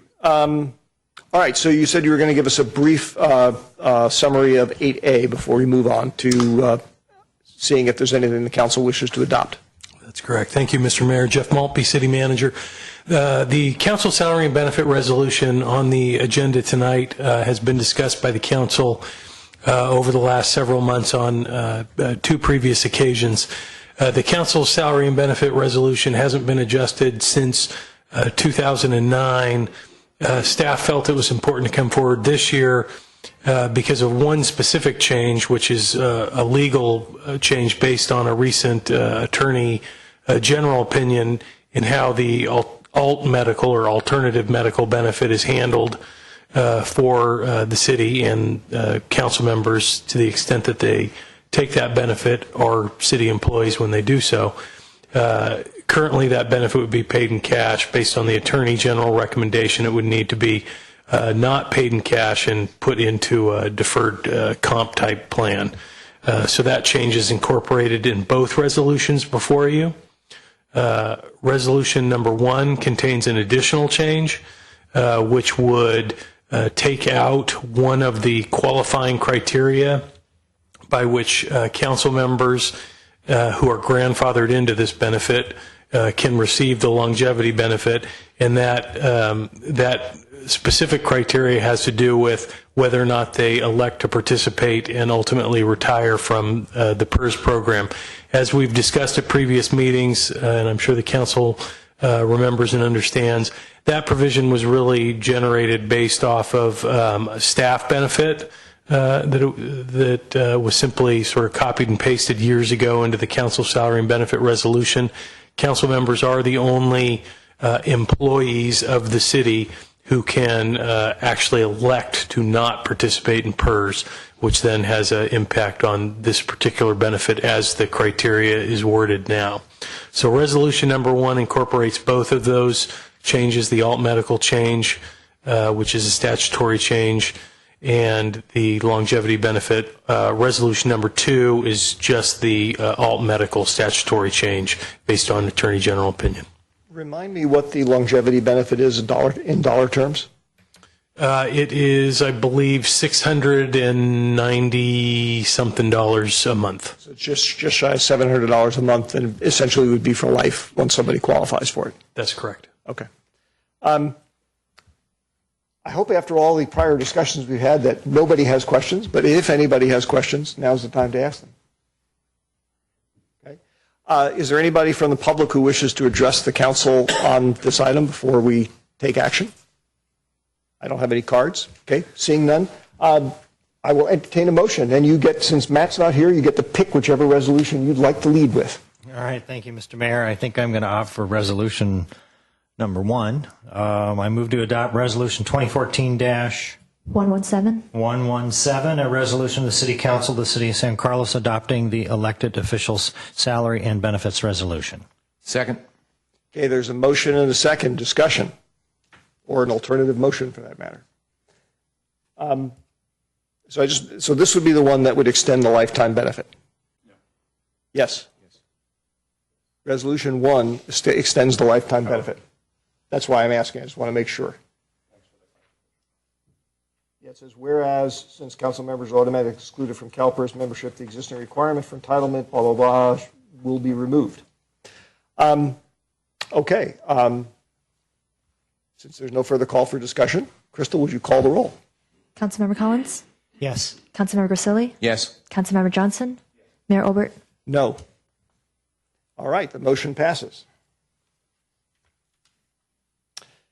Okay, we will move on to item 9A, consideration of authorizing code enforcement for 612 El Camino Real, otherwise known as the Carlos Club. Greg, I think this is yours, right? Yes, Mr. Mayor, thank you. As I pull up the item.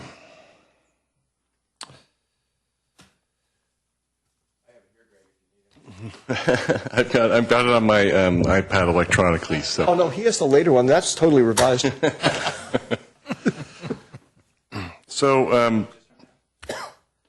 what's before you is an item that was requested by council that we provide a report on the status of the 612 El Camino Real that has historically been known as the Carlos Club. The issue arose, as stated in the staff report, in early October when the owner of the owner of the business, not the owner of the building, came in for a temporary sign permit to advertise his new business. That temporary sign permit was presented but deemed incomplete, and a notice was provided to the owner.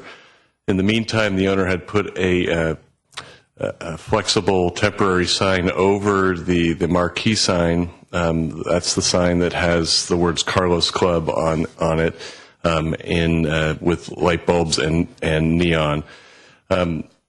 After staff advised the business owner by way of a letter, the business owner removed that temporary banner and then did nothing further.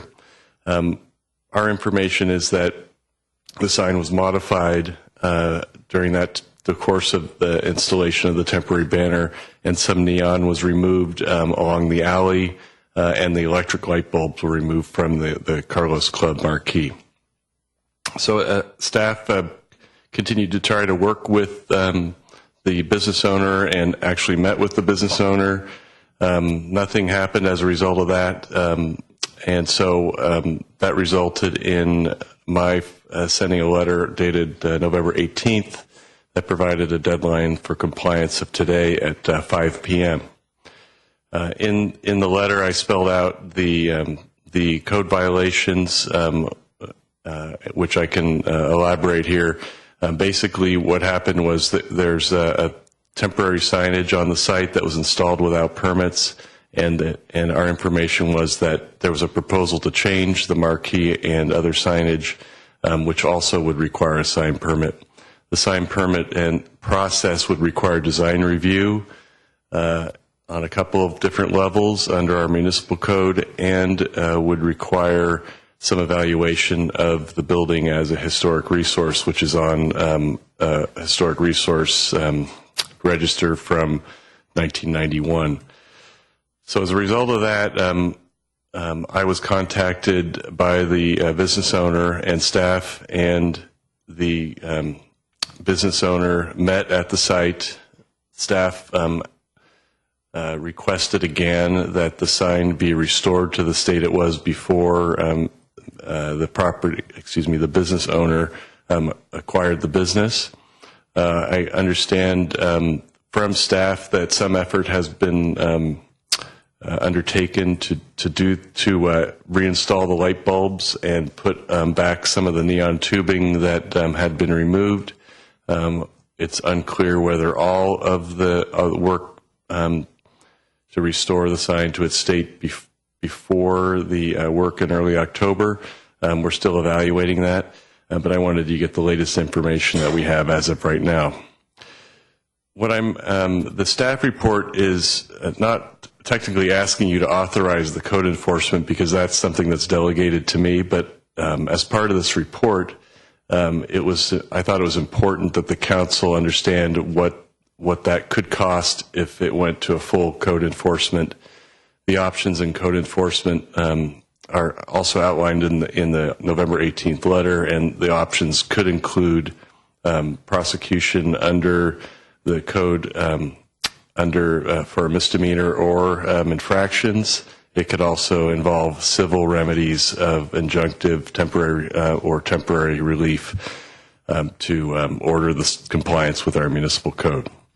So with that, I'm open to any questions you have, but the caveat is that because this does involve future legal action, I can't really give you legal advice in this forum or questions about what chances of prevailing, things of that nature, but I can answer factual questions and any questions about how the municipal code might work. Thank you, Greg. Questions for Greg? Bob. Greg, if you do proceed to code enforcement, does that impact the actual business? Or in other words, what I'm saying is if you say, well, you got to do the lights, you got to do this, does it affect the actual business? Can the person still operate the business? The code enforcement actions, as all code enforcement actions that our office undertakes, are designed to obtain compliance with the municipal code. So it wouldn't affect the business itself. What it would affect is compliance with our design review ordinance, for example, things of that nature. Make sure that the sign as modified complies with the code. Okay, thank you. Cameron.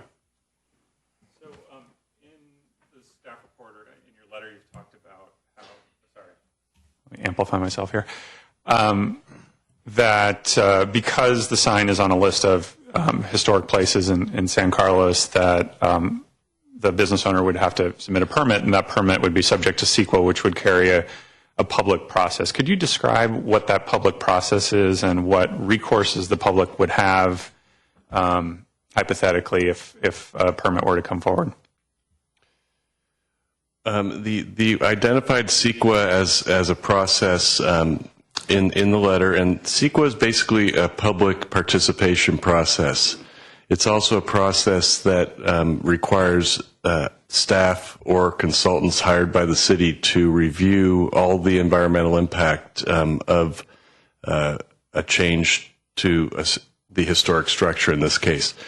So what we would do with the application, we haven't received an application other than that temporary sign application, but if we received an application, we would need to analyze the application to see what's being proposed, review what potential alternatives might exist for preservation. It might include mitigations appropriate to the environmental impacts that have been identified in the environmental review. The environmental review could be a mitigated negative declaration. It could be an EIR, but that would be determined at a later date after we've received the application.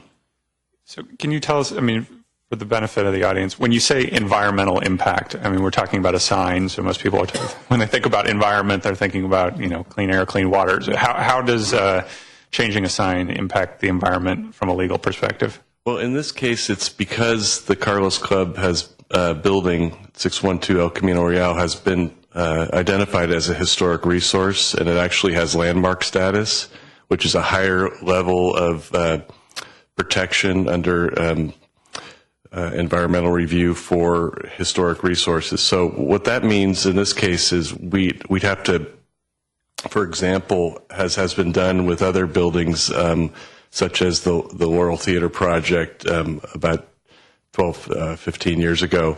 That was analyzed in that process. The building had some historic murals in it. The building had a marquee. It also had neon lights. So that all had to be analyzed as part of the development project.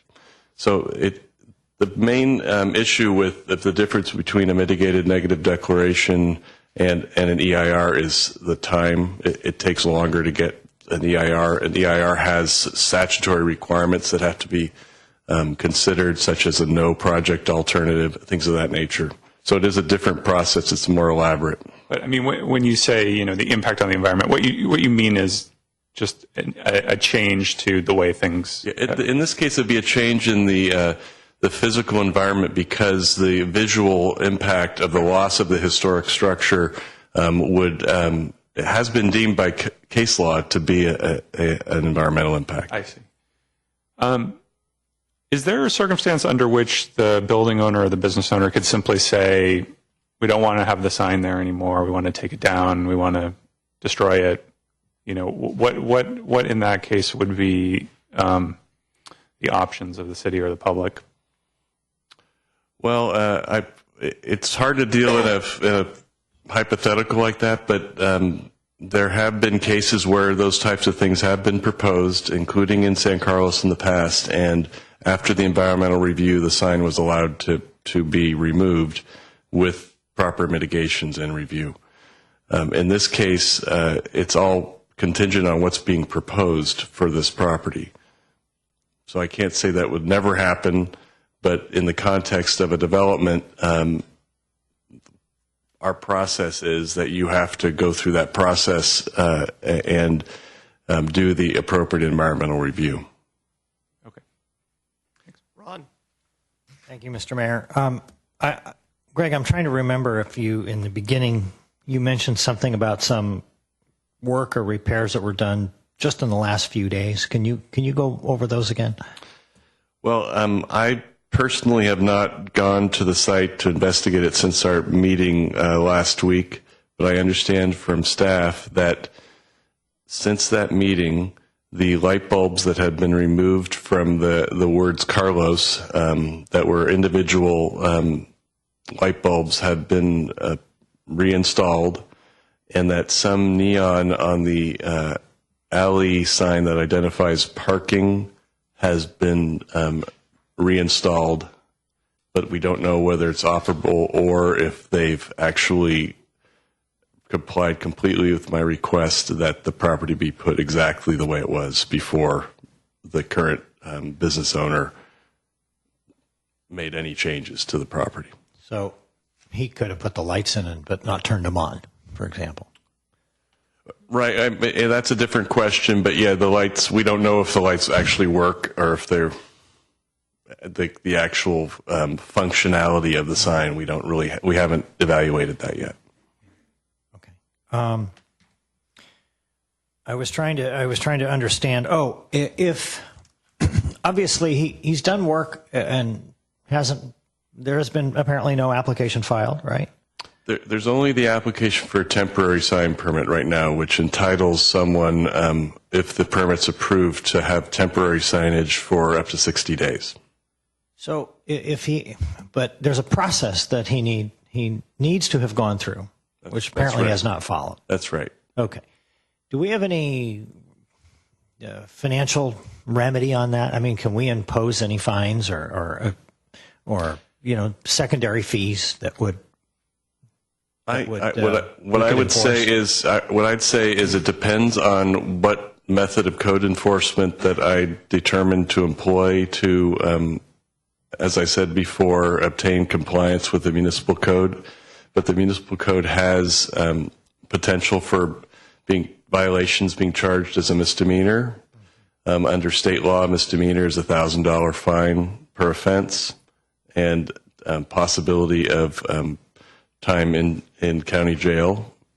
The other way under our code is to charge as a misdemeanor, which has a per day charge, depending on the number of violations within a particular time frame. And then there's civil remedies to compel compliance with the code with orders such as temporary restraining orders or preliminary injunctions or permanent injunctions. So in order to do that, we'd pretty much have to go through this code enforcement process. That's the general, those are the options that are available to me as your city attorney. Thank you. Thank you, Greg. Just a few questions here. Sort of following a little bit on what Ron was just asking you. As a practical matter, what can we force the business owner to do? We've basically said you have to restore the sign back to where it was because you weren't supposed to have changed it in the first place. You didn't have the temporary sign permit did not allow you to do what you did. Okay. What can we compel him to do? I mean, replace all the light bulbs if they've been broken or something, or if the neon's been thrown out, he has to get new neon that looks exactly like the old neon, or what can we do? Well, this is something. A lot of this is fact specific, and I'm reluctant to talk about what exactly the end result or remedy might be in such a circumstance.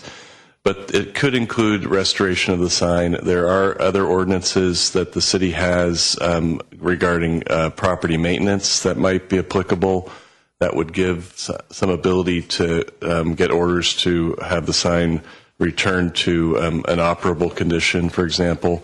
I'm still reviewing those options, so I can't really give you a final conclusion on how far we can go with that type of enforcement. It sounds like there are a number of things that we might be able to do. That's right. And certainly things that we can do. Okay, good. I also want to be clear. I want to make sure I understand. So normally code enforcement is within your bailiwick. You're asking us to authorize it? What exactly are you asking us to do? Well, I think that's probably, you're not really authorizing me to do this. We're providing you a report tonight. The authorization really is, it's the financial aspect of it. It's budgetary side of things. It's not, you're not really actually setting a budget to do it, but I thought it was important enough to bring it to you because it could involve some costs, and at the same time you would ask for a report, so I thought it was important to bring that to your attention. That's fine. I actually, thank you for clarifying that. I just wanted to make sure that we don't bollocks up our enforcement mechanism. That's right. Getting approval is fine, but I don't want you to feel like you have to come back here all the time to ask us to do code enforcement. My last question at this point is probably for Jeff. One of the things that I've been following this issue very closely and have had numerous discussions with many people about it.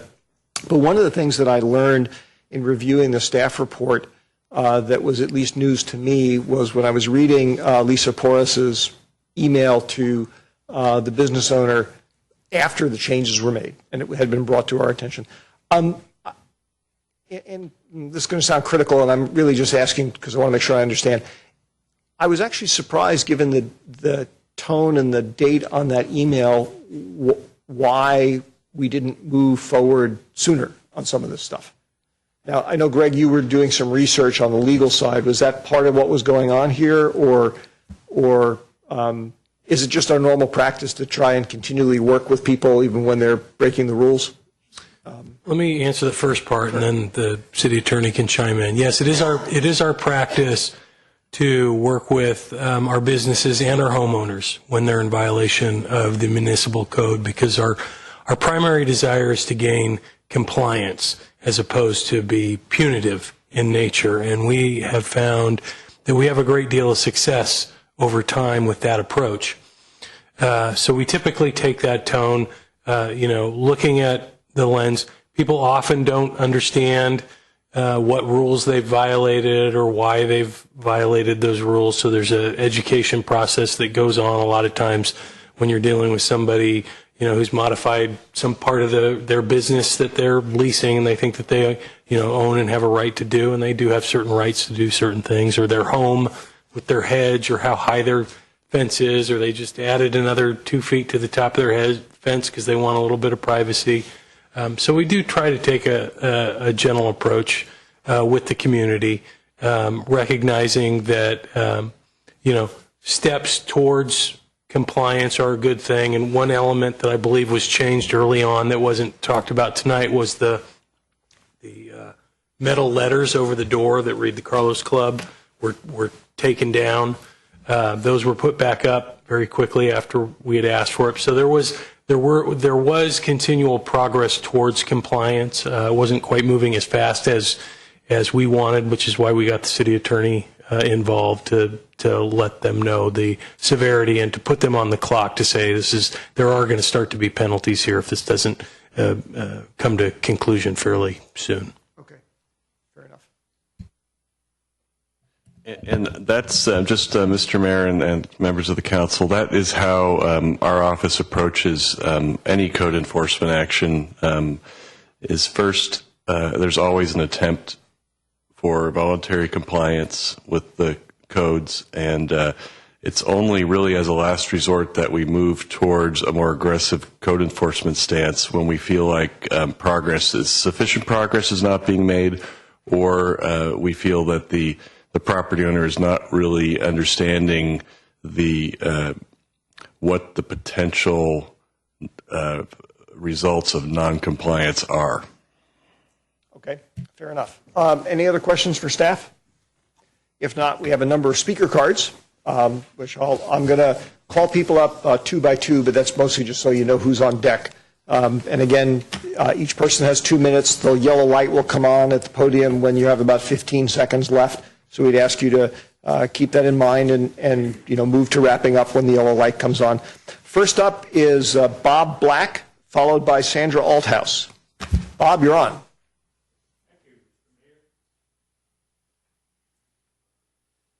Bob Black, longtime citizen of San Carlos.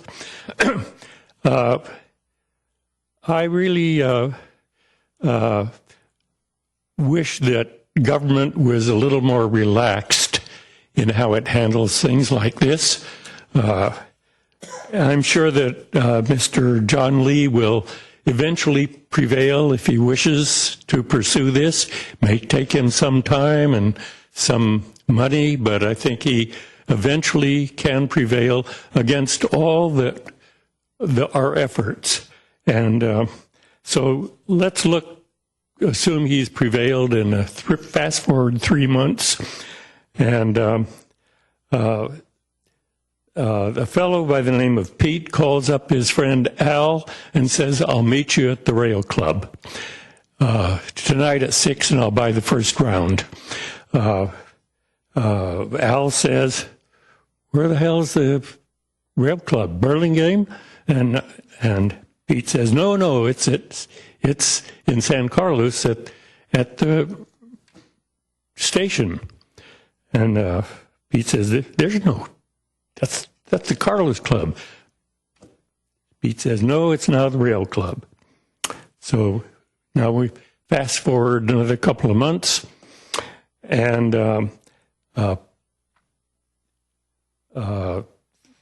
the Rail Club has happy hour 5 days a week, 6 days a week, from noon until midnight, and twice on Sunday. And then fast forward another couple of months, and Mr. John Lee goes to the planning department, and he talks to the principal planner and said, "I'd like to change the name from Rail Club to Carlos Club." And the principal planner says, "Gee, I'm sorry, this is awkward. The Orchid Room has just applied for a change of name to the Carlos Club." Thank you. Thank you, Bob. Sandra Althouse, followed by Josh Wallace.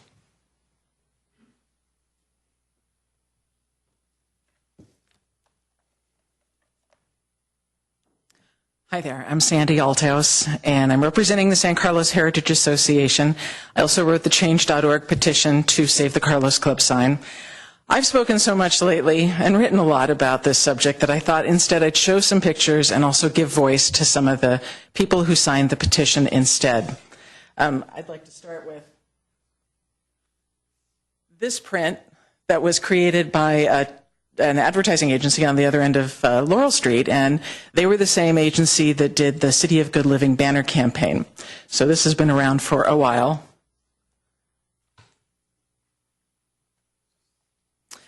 This is art from a greeting card that was made in the late 70s, early 80s. It was very popular, and it's another interesting rendition of the Carlos Club. And I wanted to quote from a couple of people who wrote. Heather David, she's the author of books on mid-century architecture. She says that the Carlos Club is arguably the most significant visual landmark in the city and one of the best signs in the greater San Francisco Bay Area. For all practical purposes, the sign serves as a place marker for the business inside, but its cultural significance is greater. It is in the city's best interest to help preserve this sign. Author Martin True says it's such a brilliant example of 1940s design that its picture occupies an entire color page in my book. This sign, he goes on to say, is well known nationally and internationally, and its importance cannot be stressed enough. And then Alan Hess, architecture critic for the San Jose Mercury News, another mid-century architecture book, says, historic signs deserve preservation as much as historic buildings, especially one as good as Carlos. The San Carlos Heritage Association supports your following through with the code enforcement to ensure that the sign is restored to its original state. We hope that somewhere along the line we can find some mutually agreeable options with Mr. Lee. But until then, we hope the council will do all they can to make sure that the Carlos Club returns to its original state and stays at the crossroads of the city. Thank you. Thank you, Sandy. Josh Wallace, followed by Susie McKee. Hi, I'm Josh Wallace. I'm also representing the San Carlos Historical Association. And I fully support all of the authorizations that are possible to restore the San Carlos Club sign to its original grandeur. I support for all the reasons set forth by the fellow citizens, the over 1,000 people who have signed the petition. And I want to thank you for your vote on this. It doesn't sound like it's like a formal vote at this point, but that was my impression going into this. So whatever modification to that process, the bottom line is that please support the return to the original grandeur of this Carlos Club sign. And thank you. But beyond that, this is also an opportunity for San Carlos to play a leadership role. I really believe this. Just in the facts of a replay of a TV spot by KTVU the other night on the subject that ended up playing in Atlanta, Philly, Tampa. So this is about San Carlos, but it's bigger than San Carlos.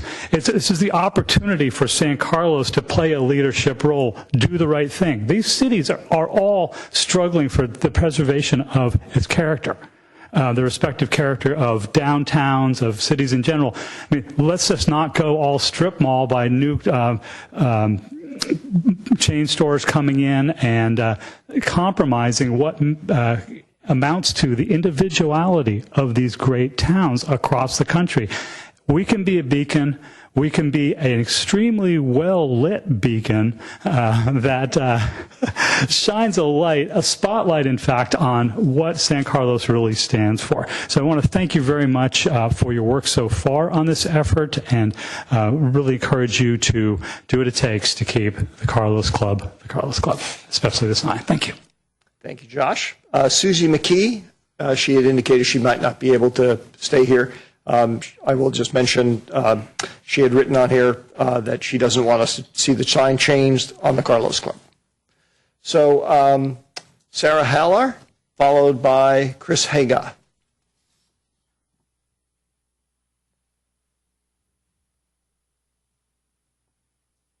I apologize if I'm butchering anybody's names.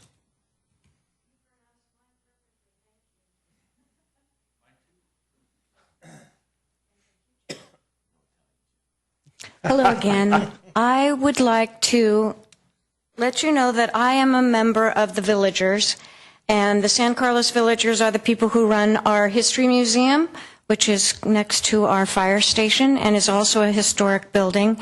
We are docents that learn about the history of San Carlos and let folks know when they come to visit the History Museum what different historical value and information we know about. And that being said, the Carlos Club sign is indeed a historic landmark, and I am here to support our restoration of that, and if need be, finding out where we can have it and house it. If it's indeed to be removed from the building, we'd love to have the sign at the museum, if that's possible. But I think that we're on the right track, and we're following some really good movement toward getting compliance and discovering the different ways that we can have the sign restored. I love having it right there where it is, but I hope that we can find another situation, another solution if that is called for. Thank you. Thank you, Sarah. Chris Haga, followed by Therese Paletti. And Teresa, that's actually the last card I have. If anybody else wants to address us, please feel free to fill one out and give it to Crystal. Hello, Mayor, council members. A good sign makes a quick impression, and a great sign forms lasting impressions. The Carlos Club sign, which sits at a gateway to our city, is a great sign, and it conveys much more than its bright lights spell out. I've been passing by and under the sign for almost 20 years. I've always appreciated the sign. It's welcoming, it's fun, it's cheerful, artful, unique, special, and just plain cool. Two more words or impressions occur to me: valued and preserved. I don't think you can see such a sign without thinking that something very cool is being valued and preserved. Please, let's continue to value and preserve this historic, iconic, unique, and very cool sign. Thank you. Thank you, Chris. Teresa Paletti, and as I mentioned, I don't have any cards after Teresa, so if there's anybody else. Oh, we have one more. Okay, I do have one more, but if anybody else wishes to address us, please feel free to fill a card out. Hi, I'm Therese Paletti I'm representing the Art Deco Society of California. I'm the preservation director. And I just wanted to read you guys something from the National Trust for Historic Preservation's website that has a whole section on sign preservation that is kind of applicable here. It talks about signs are often so important to a community that they are valued long after their role as commercial markers has ceased. They become landmarks, loved because they have been visible at certain street corners or other vantage points for a long time. Such signs are valuable for their familiarity, their beauty, humor, or even their size. In these cases, signs transcend their conventional use as vehicles of information, and they are identified as something else. They become icons. They have rich layers of meaning. They no longer advertise, but they are valued in and of themselves. And San Carlos has an icon with a stunning neon vertical, which also includes part of the city's name. So it's an integral part of the streamlined design that is the Carlos Club building. It's part of the historic fabric of the El Camino. And even as the mayor said previously, you knew you were in San Carlos when you saw that sign. When properly lit, it brightens a stretch of the El Camino. And also, there are many examples of other signs that have been saved that are no longer the business, such as the Doggy Diner Head in San Francisco, the Milk Farm sign in Dixon, California. These are just two examples of local icons that have been preserved, even though their businesses no longer remain. The signs are deemed so important. So the Art Deco Society really hopes that you guys can come to some sort of agreement and preserve the architectural integrity of this beautiful sign and save it for current and future generations.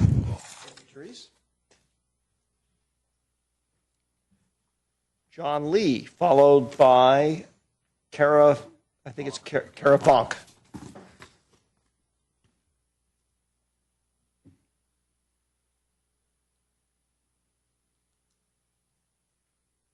Good evening. Thank you, Mr. Mayor, all council members, ladies and gentlemen. Thanks for coming here. My name is John Lee, and come to San Carlos to serve. My background is hotel and restaurant business background, so would like to serve the best, highest level to everyone. I hear everything very clearly. We do not have plan to remove the sign. We are working with the city manager Al, the Greg, city attorney Lisa very closely. We understand, we do respect the San Carlos people. Like, if you have a happy wife, you have a happy family. If you have a happy family, you have a happy business. So I believe everybody will be happy. Thank you. Thank you, Mr. Lee. Kara Vonk, and that's my last card at this point. Thank you, members of the council. Kara Vonk here, a member of the San Carlos Heritage Association. I just support the city's working with the owner or with the owner of the business, and it's nice to know that he did speak and just before me, and that he seems to be amenable to working with the city. I worked on the historic resource inventory back in 1991. We had a very well-known architectural historian who was a consultant on the project, and he applied the standards that are used nationally that are promulgated by the Secretary of the Interior, because the whole historic national program is under the Park Service, and the Secretary of the Interior promulgates standards that are then applied uniformly throughout the country. So the property is eligible for the National Register of Historic Places, which is the highest standard that one has. So we do have something very special in San Carlos, and I just want to mention that the sign, it distinguishes us from Belmont, Redwood City. You know you're in San Carlos when you see that Carlos Club sign. Thank you. Thank you, Kara. All right. Is there anybody else who wishes to address the council on this topic? Do we have any? We don't have any more cards, do we? Okay. In that case, colleagues, I will entertain a motion if anybody would care to make one. Well, Mr. Mayor, I'm not quite sure what the motion is going to be, but I guess it would be to, thank you. So it's not even electronic. It's not even electronic. Okay. I guess I move here. I move to authorize the city attorney's office to pursue code enforcement actions under municipal code, under the municipal code for 612 El Camino Real, the Carlos Club. I second. There's a motion and a second. Is there any discussion? Cameron. So I strongly support the motion. I want to first thank Mr. Lee for coming here tonight, and I really think that's important, and I appreciate your willingness to work with the city and with the community to protect this sign. I've talked to a couple people at work and talked about this issue, and people who don't live here, and they say, well, what's the big deal? Why do we care about this sign? And I think the reason that over 1,000 people signed this petition, the reason that we've got television cameras in the council chambers, I think the reason that all of you have come out tonight is that this is really a emotional and a symbolic issue for our community. That the world, the Bay Area we're at a time of incredibly rapid change and incredibly rapid kind of homogenization, and for us, we value the fact that even in this larger metropolitan area, we have a unique identity. We have a unique sense of community. We have unique character. We have, idiosyncrasies. We have little funky stores. We know who we are. And when the idea that something that is such a connection to our past that's been there for 70 years, that literally has the name of the city on the side of the building, I think it's very appropriate that it has landmark status. It is literally a landmark. As you go on the Caltrain or down El Camino, people see the sign and they identify with the town, and it's a connection to a sense of place. And once that's lost, it can't be replaced. And I think my sense is that of the 1,000 people that have signed the petition, it's representative of a much larger community sense about who we are, what this city is about, and how we want to proceed going into the future and the kind of community we want to build. So I'm very happy with the actions that the staff has taken. I think they've been very respectful, but they've been clear. And I'm very happy that the business owner has come tonight. So I'm very hopeful that we can come to a resolution that will lead to the protection and preservation of this important part of our community. And so I will be voting yes. Ron? Thank you, Mr. Mayor. Well, I had a lot of things I was going to say in sort of a lecturing mode to the owner, but he showed up, so that's great. And I don't think I could tell you anything better than the people who spoke did. So the only thing I'd like to add is that I'm very happy that you came. I think it's important for you to engage with the people of our community. Cameron really nailed it. Apart from that, I've always had this concern. I made up my own term, although probably other people did. I called it the malling of America. It's not M-A-U-L, it's M-A-L-L-I-G, because every town you go to these days has strip malls, and there is, there's a Burger King, and it seems like in every city there's a Starbucks, although I can't be too hard on Starbucks. I go there all the time, and so forth. And so cities need to have an identity, and even if it's just this goofy little Carlos Club sign that we have. And I think by working with the community, hopefully your business will benefit from it. And I hope everybody in here goes in the Carlos Club and enjoys the ambiance and the drinks. That's all I have. I will be voting yes. I agree with a lot of what my two colleagues have said.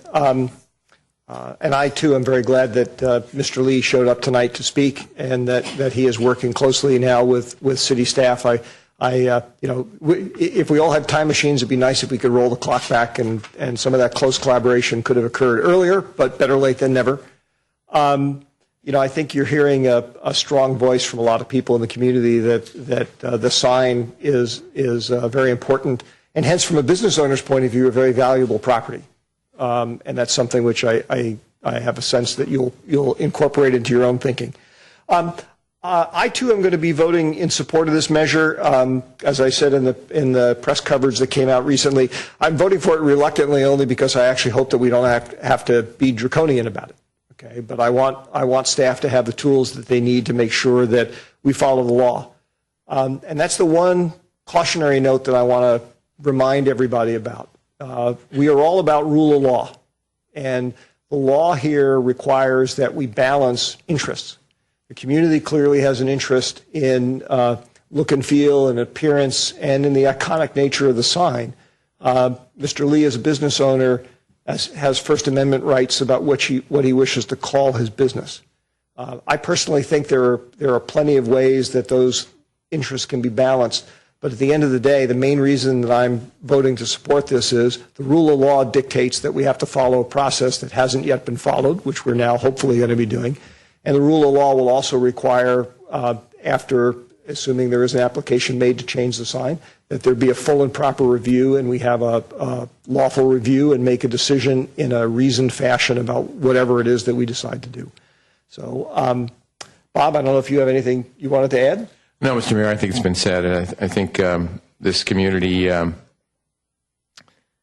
certain things that it really touches us, and this is one of those things. And as the mayor indicated, I think we want to be fair on all sides, but there is a rule of law we need to follow. But there are certain points in every city, in every situation, that touches a lot of people, and this is one of them. So, All right. With that, Crystal, would you call the roll, please? Councilmember Collins? Yes. Councilmember Grisilli? Yes. Councilmember Johnson? Yes. Mayor Obert? Yes. And with that, our business is concluded tonight. And again, as I open the meeting, we're going to close it in honor of Frank Harrington, a wonderful man, a great volunteer, a quiet presence in our community, and he will be missed.